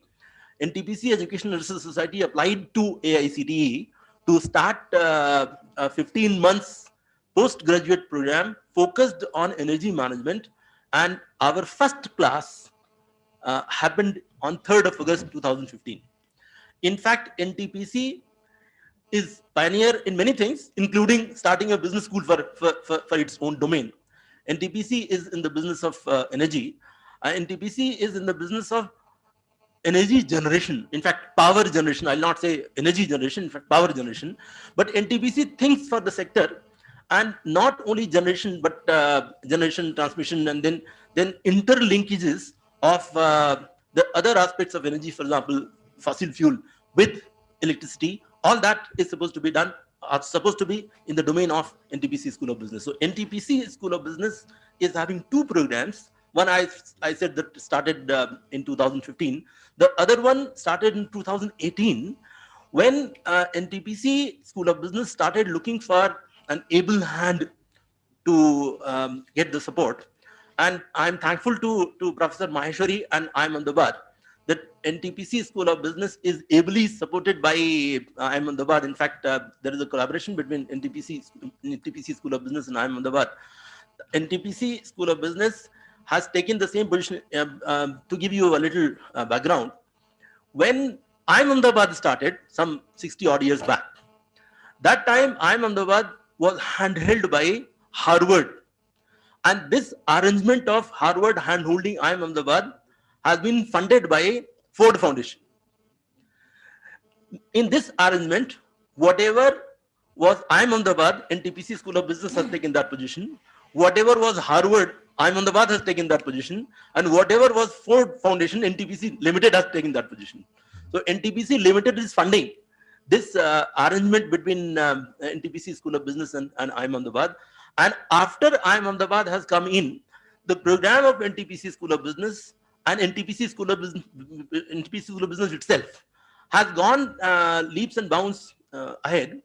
Now we are a force to reckon with in the field of energy, and I'm saying energy, which includes power, distribution, transmission, generation, petroleum, oil and gas, and all of it. Now, what we are here for? We have already seen that Parvez Saab has always been talking that whatever is supposed to be done in the field of energy, NTPC School of Business is there to help you and to fulfill your demands, as to be rightly saying. And IIM Ahmedabad, as far as management aspect is concerned, but in fact, IIM Ahmedabad and NTPC School of Business are not two different entities as far as this aspect is concerned, since IIM Ahmedabad is very well integrated with NTPC School of Business in this particular aspect. So IIM Ahmedabad and NTPC School of Business may be unified in at least one of these ventures. Obviously, IIM Ahmedabad has got many more things to do. So the other things which you need other than energy, IIM Ahmedabad will do it independently. But as far as energy management is concerned, IIM Ahmedabad and NTPC School of Business will be together. One question I want to, in fact, I've been listening to various discussions by most of the principals and all of us. I want to ask one fundamental question. I am a little perturbed by this fact that we teachers believe that education starts when we get into the classroom. There is a course defined. We got to deliver that. We teach students pass the examination, and that is what is supposed to be our function. I am asking one fundamental question. When education starts, if the course which is given to us by somebody, if we deliver that only, and we end that, okay, this is what we have done, and our teacher's job is over. This is what I want. I think all the people present here are teachers. Most of them. I believe the teacher's job starts in finding out is what to teach. Whatever is given to teach is something which might have been done by some people at some point of time. For example, whatever is the course which is decided by Kashmir University or any university might have been on the basis of its experiences a few years back. It might, that few maybe 1 year or maybe 20 years. During this period, the society or the business environment has moved ahead.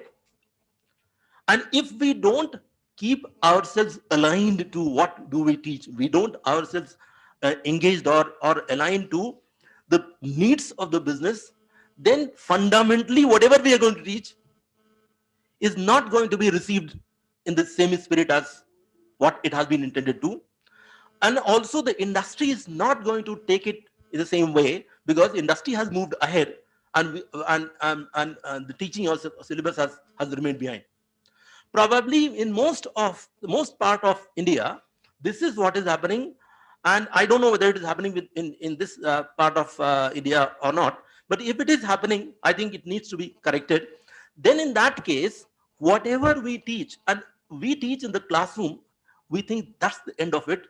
When our students have scored 95% or 98%, 99%, I again believe that we have to move a couple of steps ahead. Whatever is taught in the class, if the student is having the ability to implement in practical life, then only our job is over. Otherwise, we have done only a portion of the job. And if we keep doing only a portion of the job, this kind of a disconnect with the society will happen. We will always be blamed by the administrators like Tala Saab that teachers are not doing fine job. We have to always find out that what is our fundamental function, and I urge that each one of us present here as teachers must take the leadership role. We all are leaders. We lead our students the direction in which the students are supposed to be going. We lead them, and hence we have to know whatever is the concept, whatever is the theory discussed in the class, unless and until that concept and theory is applied the teaching is not complete. Now, in the process of application of the theory and concept, there might be other inputs required from other businesses or other subjects or other concepts, unless and until we as teachers are aware of those concepts. We need not be expert of those concepts, but we need to be aware of those concepts, and we must lead our students to the experts of those concepts which are required, so that students, whatever they have learned in the class, have actually implemented in their practical life. Then only the teaching is complete. And once we do so, then this, as I'm saying, that leading our students to the other concepts, collaboration has to be there. Without collaborating, this entire process we won't be able to complete. Collaboration and leadership starts in the teaching itself. Teachers have become collaborators as well as leaders. You would be able to impart wonderful things with your students. Right now, I could see that I'm coming to what is supposed to be done today. I was told that in downtown Kashmir, there has been some resistances, or metering is not done. Now, at the moment, metering is not required. Now, let me tell you why it is not required. Where we have gone, in what stage we are right now. Metering, for example, this particular instrument is consuming some electricity, consuming some energy. Everybody downtown or wherever that individual is consuming some energy. If there is a chip provided in that instrument which gauges, measures as how much is the energy that instrument has consumed, in that case you don't need a meter. The number of equipments which are available in your home, some of all those chips for which you don't need to go to those chips can be accessed by such instruments. Now, if you aggregate all that, you know how much is the energy consumed. There is no need of metering. There is no need of metering, and there is no point of going to downtown. There's no need of going to anybody's home. You know, this is the energy consumed in this particular home, and as per that energy, that home is to be built as per that amount. This is possible today because the technology, industry 4.0 is leading to technology 4.0, or maybe both of them feeding to each other. Today it is possible. So going to downtown business is over. What has happened is that this kind of a patenting of some such companies have done this kind of a thing, and then what have they done? Whatever is the entire business of distribution and collecting this metering, etc., all those people after a while will become jobless. And this particular company, which is patenting this kind of a thing, will become the leader as far as energy distribution is concerned. So we need to be training our students in such technologies. But before doing that, we need to first of all understand as such technologies are coming, and we need to educate ourselves. Then only we can think of that in what technologies we will be able to educate our people. So that is what is the job of teachers. This is why I said teachers are leaders. Leaders cannot remain to be leaders without being collaborators. Once collaboration starts, then at the moment I could find in this room only that as far as energy, renewable energy is concerned, one engineering institution already has the syllabus of what is supposed to be taught as far as solar energy is concerned. Now, other engineering institutions within the same state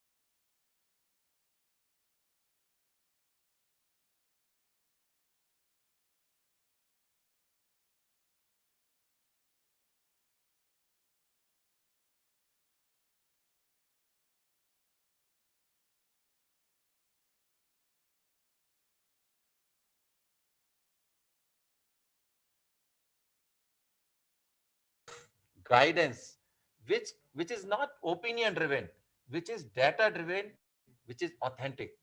Now, as an academician, if I can bring out some of those pieces which are evidence driven, which can help my policymakers that, sir, so far it was your impression, so far it was your perception, so far it was your belief which was driving the policy, but here is the evidence. This is my research.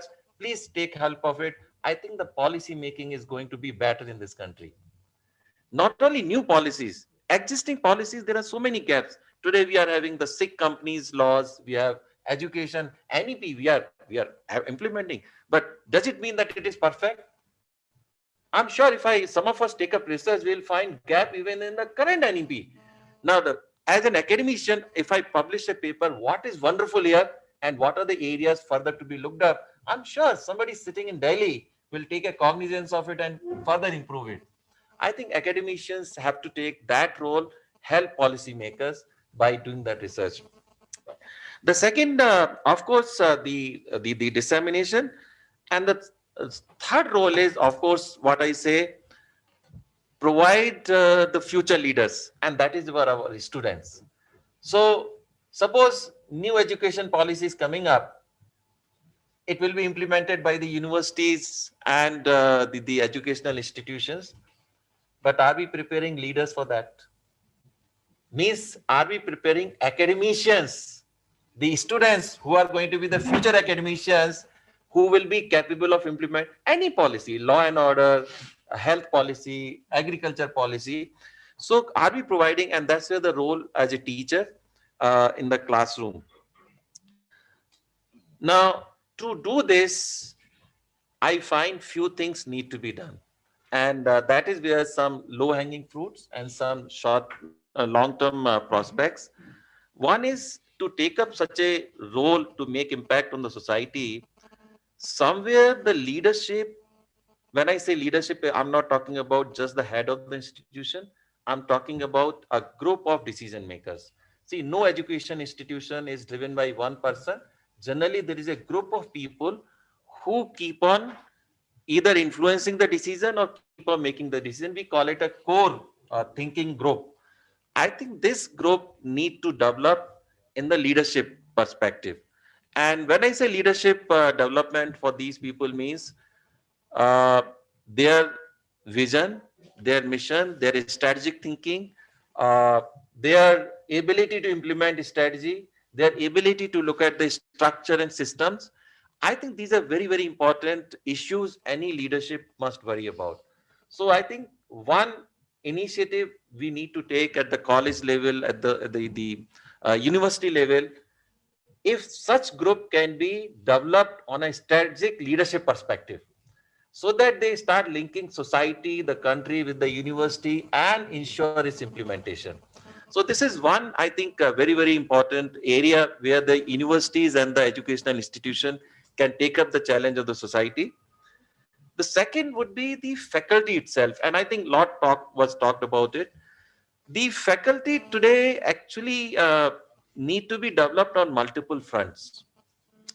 See, today what's happening predominantly in the country, we have students who go through graduate, post-graduation, PhD, and come to the academic institutions. Their exposure to industry is very, very little. Majority of them do not have industry exposure. And I think that's where a lot of development of faculty needs to be done. To share with you, let me share with you one example. And sir, this is for you as well, sir. When IIM Ahmedabad started way back in early 60s, we had a lot of faculty members who came directly from academic institutions, India and abroad. And most of them did not have industry experience. So in the first phase, those who had no industry experience, they were asked by the institute to take 1 year break. And for them, a job was arranged in the corporate. Go and work for a year. And then only they were allowed to come and teach management actually. Now, when my university teachers are coming and if they are teaching a subject, can I allow them such breaks, facilitate, go and work, come back with an experience, and because then the insight they will bring to the class is going to be very, very different order. Then we ask the faculty members that, look, this is fine. Now society is changing so fast. Do your research embedded in the social reality, number one. Number two, take break. Like, in my institute, sir, every 3 years we allow faculty 1 year leave without pay. Now, in this leave without pay, they can go anywhere and take employment. No permission is needed. After 6 years, they can take 2 years break, take employment everywhere. Now, take 1 year or 2 year, institute doesn't pay. Where I go and work, they pay my salary. But in the process, I gain so much of industry experience, and which brings the relevance of my teaching in the classroom. I ask my faculty members, go and write cases. The cases, when they write, they interact with the industry very intensely, and they get to know what's happening in the industry, what's happening in the field. Now, if I'm a political science student, for example, or if I'm a faculty of a political science, why can I not ask, go and be attached with a political leader and see how the politics run this country? Learn and then bring it to the class. Of course, this is a one very small dimension of the whole course, but this is an important part. Learn it and do it actually. This can be done in any field, and whether it's a political science, sociology, psychology, anywhere, any field, engineering. We do that actually. Get attached, learn, and keep on improving. Get that practical insight. Because unless my faculty has that practical insight, how do we ensure that they will impart that practical insight to our students? I think that's very, very fundamental. So faculty development remains the second very important task. And I think we need to go beyond classroom. We need to supplement classroom. And of course, the second part of faculty development is the pedagogy. They are brilliant people. They know the subject matter much more than any one of us know. They are the experts. But being expert and passing on that expertise to others are two very different worlds. So my expertise, what is going on in my mind, how do I transfer this in others' mind?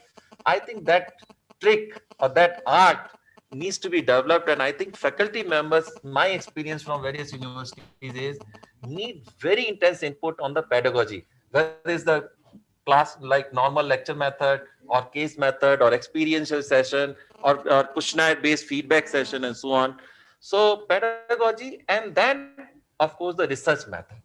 So these are, I think, the faculty development initiatives, and I think this can be done very, very, very quickly.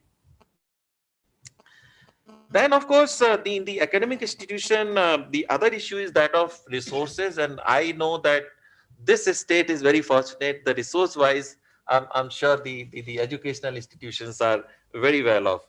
The fourth very important element of educational institution is their academic and administrative processes.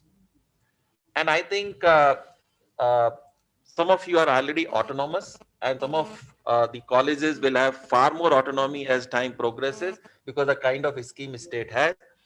Now, with that autonomy with us, what kind of academic processes like course starting to course approval to course delivery, course evaluation, and administrative process? For example, how do I recruit a faculty member? How do I confirm a faculty member? How do I promote a faculty member? Or how do I ensure coordinated effort of a department? How do I make important academic decisions within the university or a college? I think these are very serious administrative processes. Academic excellence in a college would require very robust these administrative processes. I think we need to work on that. And then I was listening to some of the employability of the students. My view is that once these points are taken forward, when my faculty becomes deeply rooted in the reality, when my courses become the deeply rooted in the reality, then my students automatically will become far more employable actually. And that is where I would like this to move forward. And of course, in that journey, there are certain things, as I am Ahmedabad, we can do. certain things are beyond our own capability. Probably we will learn in the journey. Let me also assure you that, when we take a partnership, with any state or any assignment, we take it not as one better than the other. No way, no way. For us, it always remains a mutual learning opportunity. And let me tell you, in IIM Ahmedabad, why we are very keen to take up such assignment is because that itself brings us closer to the reality. Imagine, had I not come to Kashmir day before yesterday, I wouldn't have known so many things what's going on in Kashmir. The fact that I came, I have learned so much in these 2-3 days. And when I will interact more, I will come to know so much more. Please, in your universities, allow your faculty members to take up such learning assignment, consulting assignments. Consulting and assignments are not just for earning. No, consulting assignments are for upgrade of my faculty members. They learn so much I learned so much. If we do this, we also look for our learning. We learn, you learn, both of us learn, country progresses. I think that in that spirit, we are willing to contribute in whatever way we are capable of. Co-learners. Thank you very much, sir. Thank you.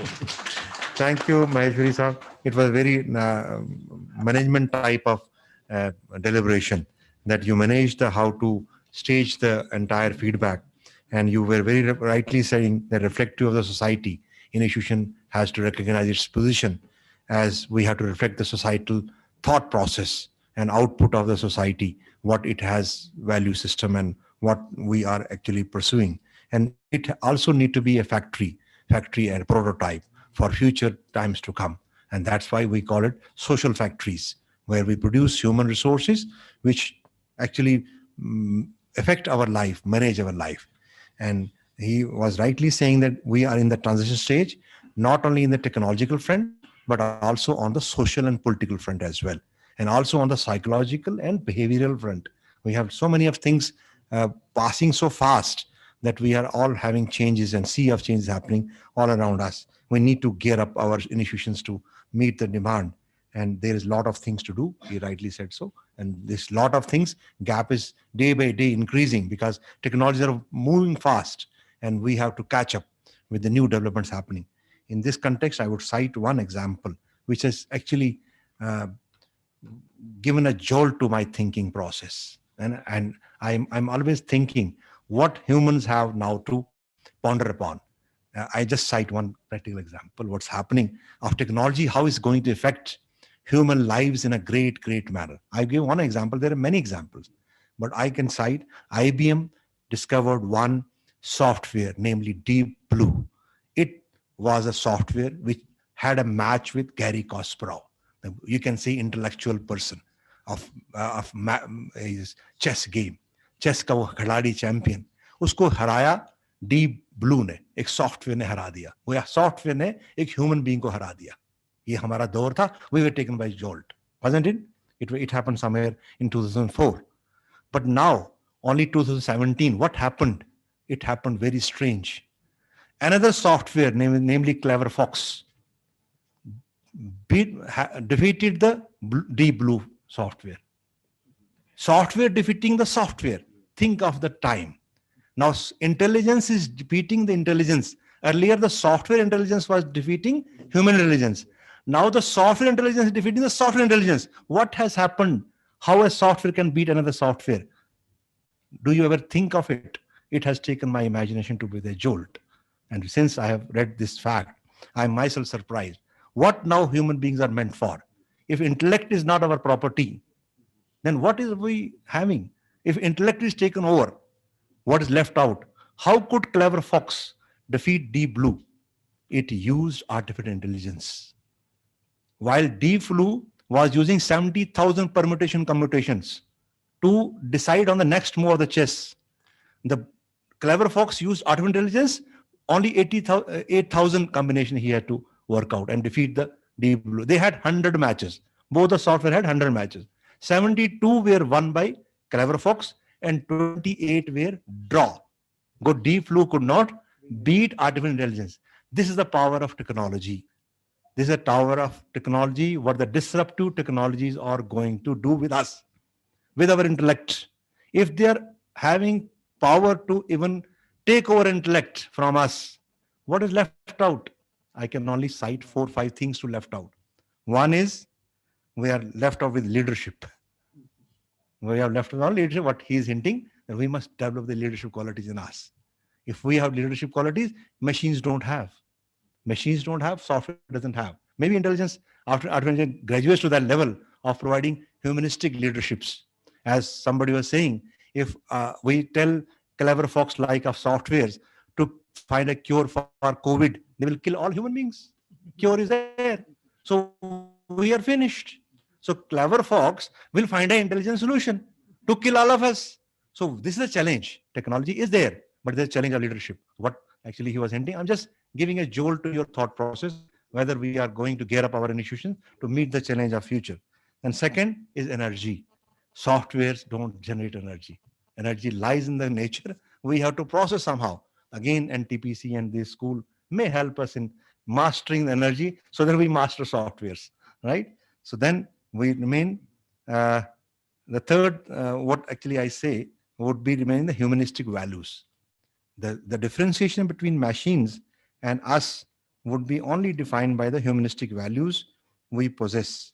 So that humanistic values is actually we have to think of. So that's why I was hinting toward social entrepreneurship, social engineering, value system, value chain, critical thinking process, what Shabir was hinting, critical thinking process, out of box thinking.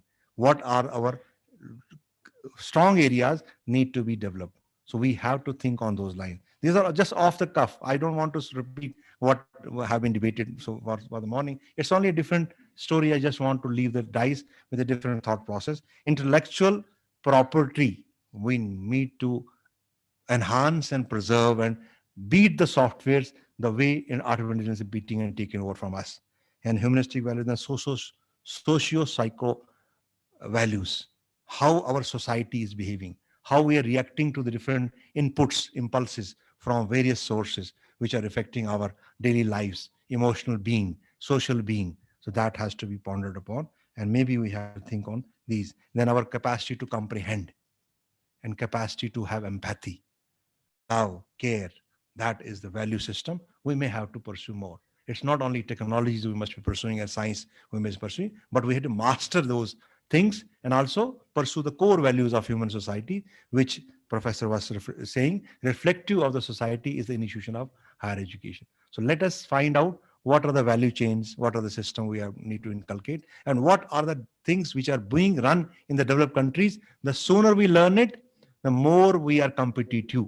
The later we are to adopt to new management skills, later we are to manage energy, later we are to manage new technologies getting to our benefit or having them as a servant to us, the better it would be. Otherwise, we'll be taken as colonies of the developed nature and software which will be running our lives and even impacting our political choices, impacting our psychological thinking, even affecting to our spiritual elevations. So these all things will be happening in case we don't match with the sectors we have to ponder upon. So management has a role. I call it all thing as a management of human affairs. So let us cooperate with IIM Ahmedabad, Business School of NTPC, to see that how human affairs are managed. Human affairs would mean how to improve on the socio-economic aspect, how to improve upon the socio-emotional aspect, how to improve upon the skill usage or economic activities being rolled out, how to cooperate on other aspects of development of humankind. So this is how I take today's interaction to the level of our thinking to make our institutions as the social laboratories to churn out individuals which will be skilled to manage the human resource in a way that we are beneficial for the society. And this is only one dimension which we're discussing today and adding on to our challenges. While the software is challenging software, let us at least challenge our own selves, that we need to rise to the occasion and challenges what has been currently seen around. I like the discussion day before when they said we need to identify the potential area of Jammu and Kashmir. And if in case we have some niche areas, maybe horticulture, maybe environment, maybe forest resources, maybe water resources, maybe energy sector, maybe some other sector which you identify as a specialty of Jammu and Kashmir. Let us manage or do something in that sector, though that we can become exclusive in that sector. Like I was saying the other day while we were last time in Islamia College, let us innovate something, a course like a thing, which will give some new life to our handicrafts, to our traditional knowledge, Indian knowledge system, what we call it. We have a Kashmiri knowledge system. Why not doing something innovative or something differently in Islamia College to do things which are indigenous and very well known to us? But let us see how these can be progressed and modernized with an association of experts like Ahmedabad se jo hamare experts aaye hain, or from Business School of NTPC.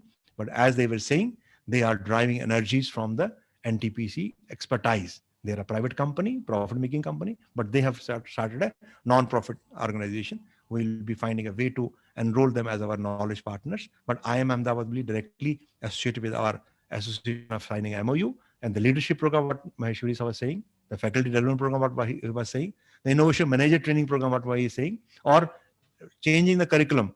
Those can be low-hanging fruits, which we can really harness fast and churn our new area and new era of our getting together.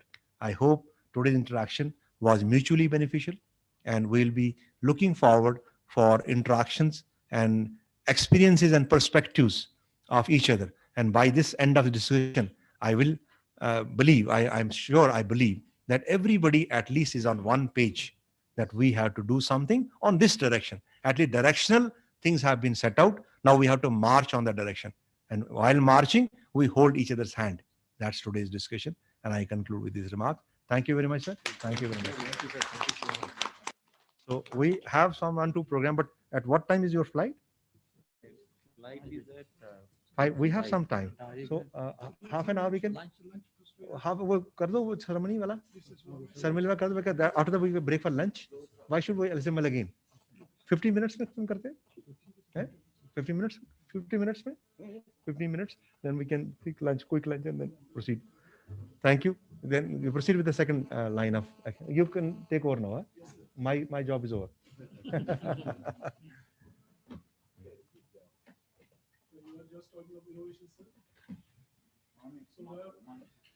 As a part of the initiative, because this college has been designated as Innovation and Incubation Center, rather hub. So the first initiative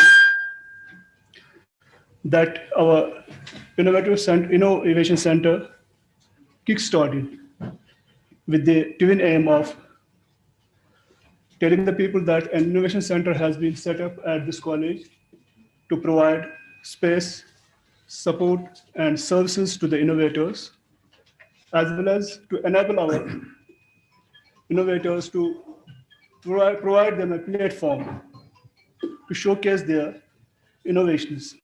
So in this connection, we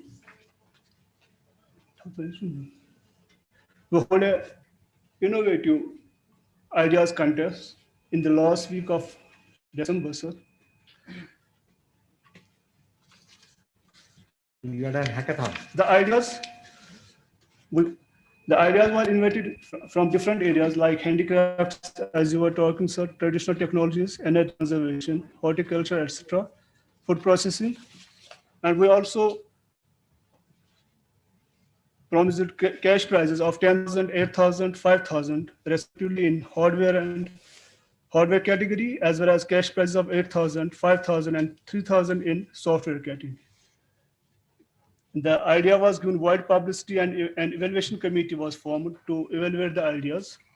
The evaluation committee comprised of Professor Saud Parvez, Coordinator, Innovation Incubation, Entrepreneur Development Cell, NIT Srinagar, Dr. Yasir Mir, Assistant Faculty, Craft Development Institute, Srinagar, Mr. Irtif Loan, in charge Center for Innovation, Incubation, and Business Modeling, JKEDI, Mr. Parvez Kesar, Director, Able Data Consultants, Dr. Fayaz Ahmad Sheikh, Innovation Researcher at Zhejiang University, China.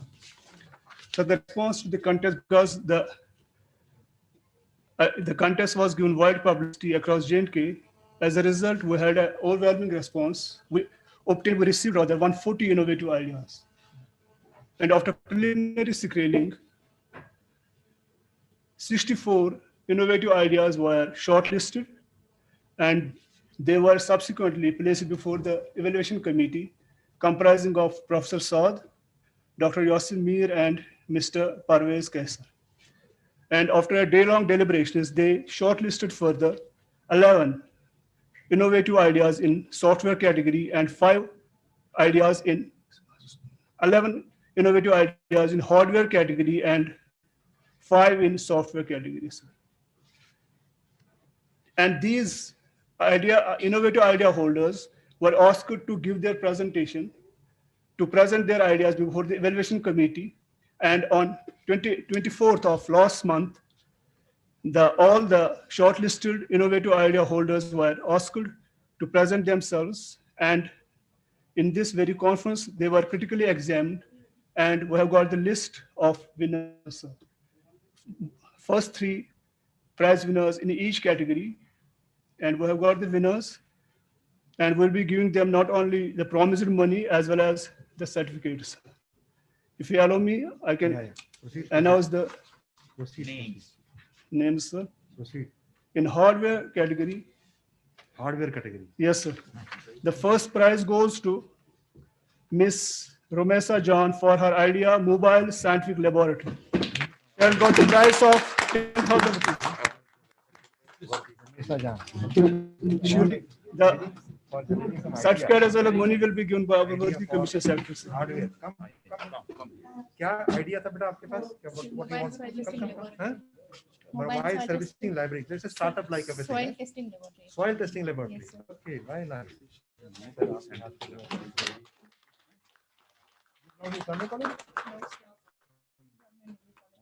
So poor. Very nice. Congratulations. She'll be presenting her idea. She'll be presenting her idea. Just she'll be presenting her idea, sir. Just 3 minutes. Yes, sir. Yes. The second prize in the hardware category goes to Miss Masarat Muhyiddin for her idea, development and evaluation of low-cost chili seed extract. She has won the prize of 8,000 rupees. क्या नाम कौन से college से हो? Scotch Kashmir से हो आप. Low cost chimneys. Development and evaluation of low-cost chili. Chili, low cost chili. Okay. Chili seeder. Very nice. Congratulations. God bless you. The third prize in the hardware category goes to Dr. Jahangir Ahmad Khan for his idea, biofertilizers used for better sustainable agriculture production. He has won a prize of 5,000 rupees.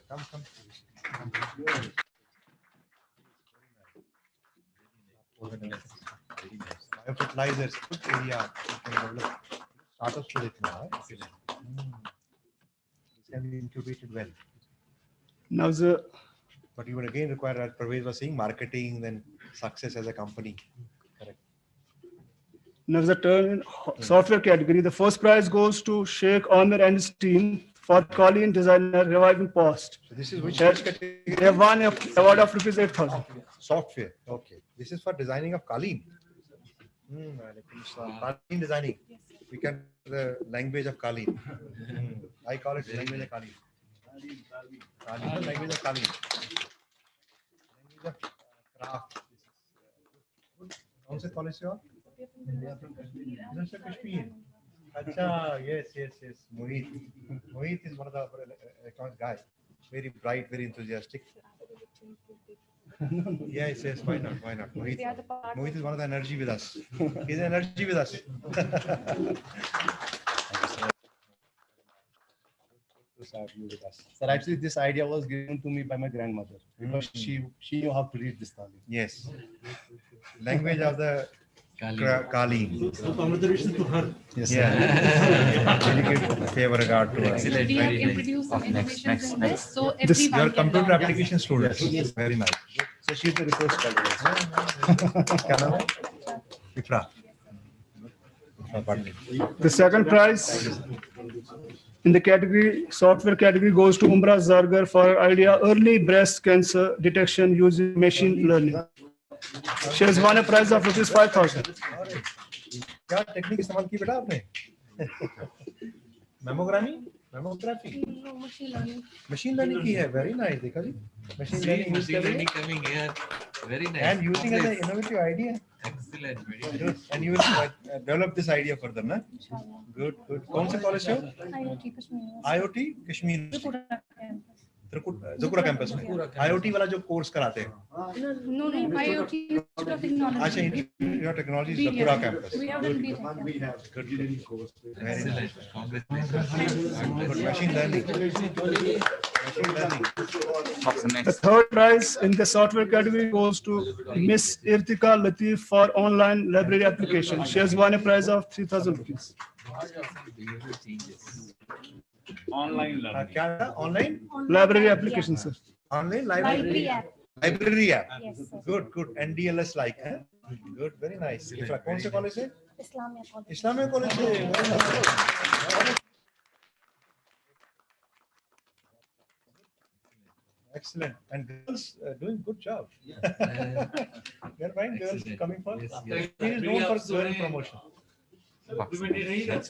बस sir 50% girl है हमारे पास enrolled higher education में. और कुछ है बेटा? बस sir. Thank you, sir. So I invite. हाँ, बिल्कुल बिल्कुल. I congratulate all the winners and invite them to use our innovative and innovation center for any help, space and support. Memento देने. Thank you very much. Memento दे देंगे? वहीं देने. Sir, before we proceed to a hostel block for that for lunch, I'll ask director to conclude. Na, director sahab is always there to conclude. Yes, yes.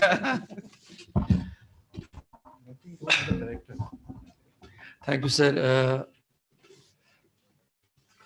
Talat Parvez Saab, Commissioner Secretary Higher Education. Our guest is from IIM Maheshwari ji and from Business School NTPC, Tripathi sir and Das Saab. On my right side, we have the host college principal, Ajaz Saab, then Dean Academics, University of Kashmir, my friend Shabir Saab and Moon Saab, respected principals of the colleges and other dignitaries, faculty of this institution. It is always a privilege to say a vote of thanks on this occasion. But let me tell, before I formally thank everybody for coming and sharing his ideas, what I was feeling during this discussion is that we have been planning in the higher education department, and I take the onus on my side that I have failed to some extent in bringing it down to the grassroots. I feel that next month we may be having many such workshops with our principals, so that they also carry on the initiatives that we have taken in the higher education, because they are too much busy this time with purchases. There have been rain of funds, and that has been coming from we can say January onwards. They are now 24/7 busy with placing orders on GEM and establishing the infrastructure that will ultimately be used by the students. And inshallah, in next some years, we'll be reaping the benefits of all those initiatives which have been conceived by our Commissioner Secretary, and not only conceived, then implemented. And perhaps we are skeptical whether we'll be really receiving money for these initiatives a year before. We have been ahead, honestly speaking, in as far as the NEP is concerned. We are working in sync with the goals and objectives of the NEP, and we only need some kind of fine tuning.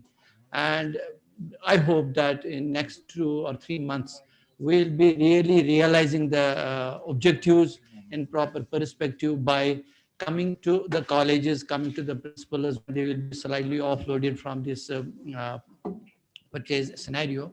And inshallah, we'll be having many more such.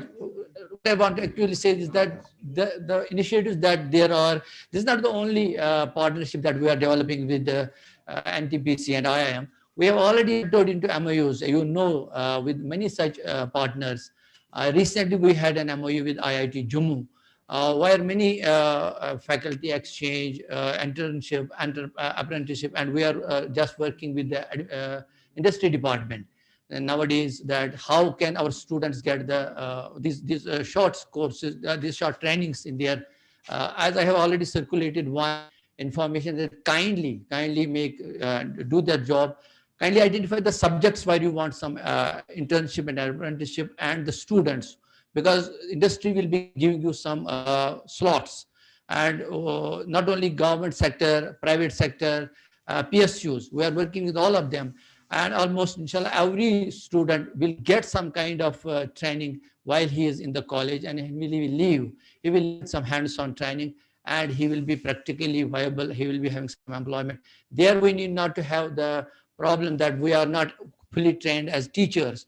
We will be taken to the industry, and industry, they will be using their experts advice from the industry people. They'll be using machines there while they are on the job. These programs can be held during winter vacations for this zone, and for summer vacations for the Jammu zone. So kindly fine tune your thinking also. You should be thinking day in and day out, that these initiatives which are coming from the department, they are basically student centric.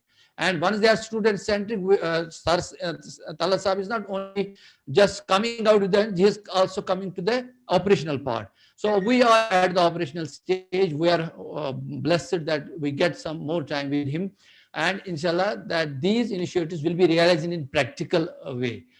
And the employment problem that we have will be minimized in coming years. I would not take much of the time because our guests are getting late and we have been busy since morning.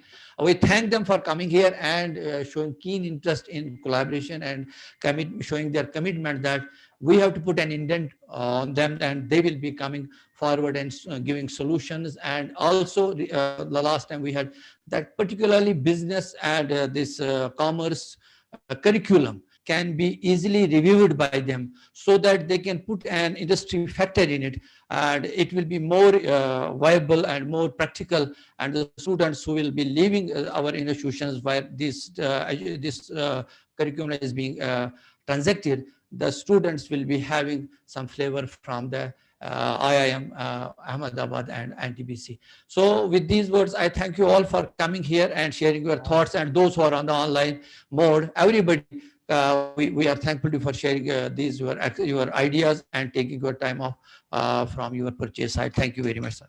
Thank you, sir. Now, So we had a formal vote of thanks from our staff secretary, but formal. Okay, sir. now I request all of you to please proceed to lawn. We will have this presentation of mementos, and then we will proceed to hostel block for this lunch. Please, just guests.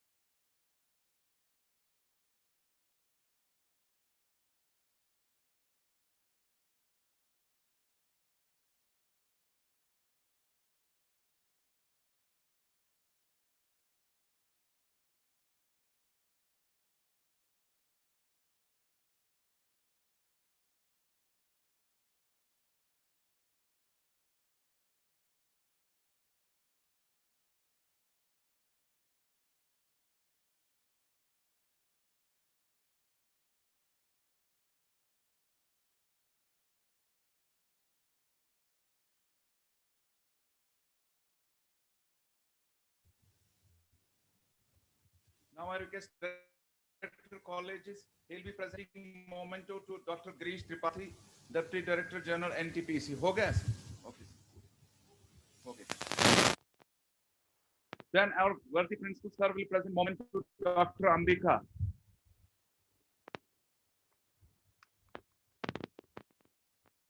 Director College will present memento to Professor Shafir sir. He is ex-student of this college and right now Dean Academic Services.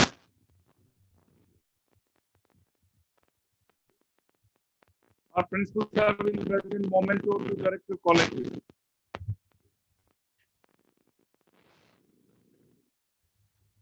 And last but not least, sir will present our worthy Commissioner Secretary sir.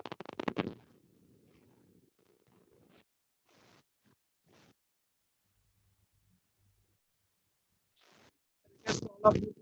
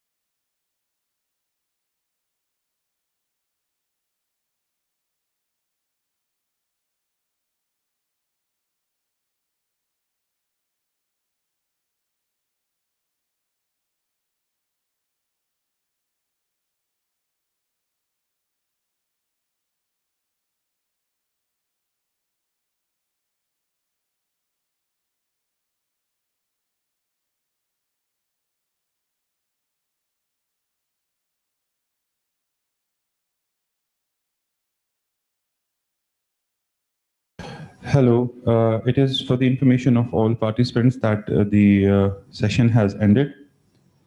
So we will be closing the meeting now.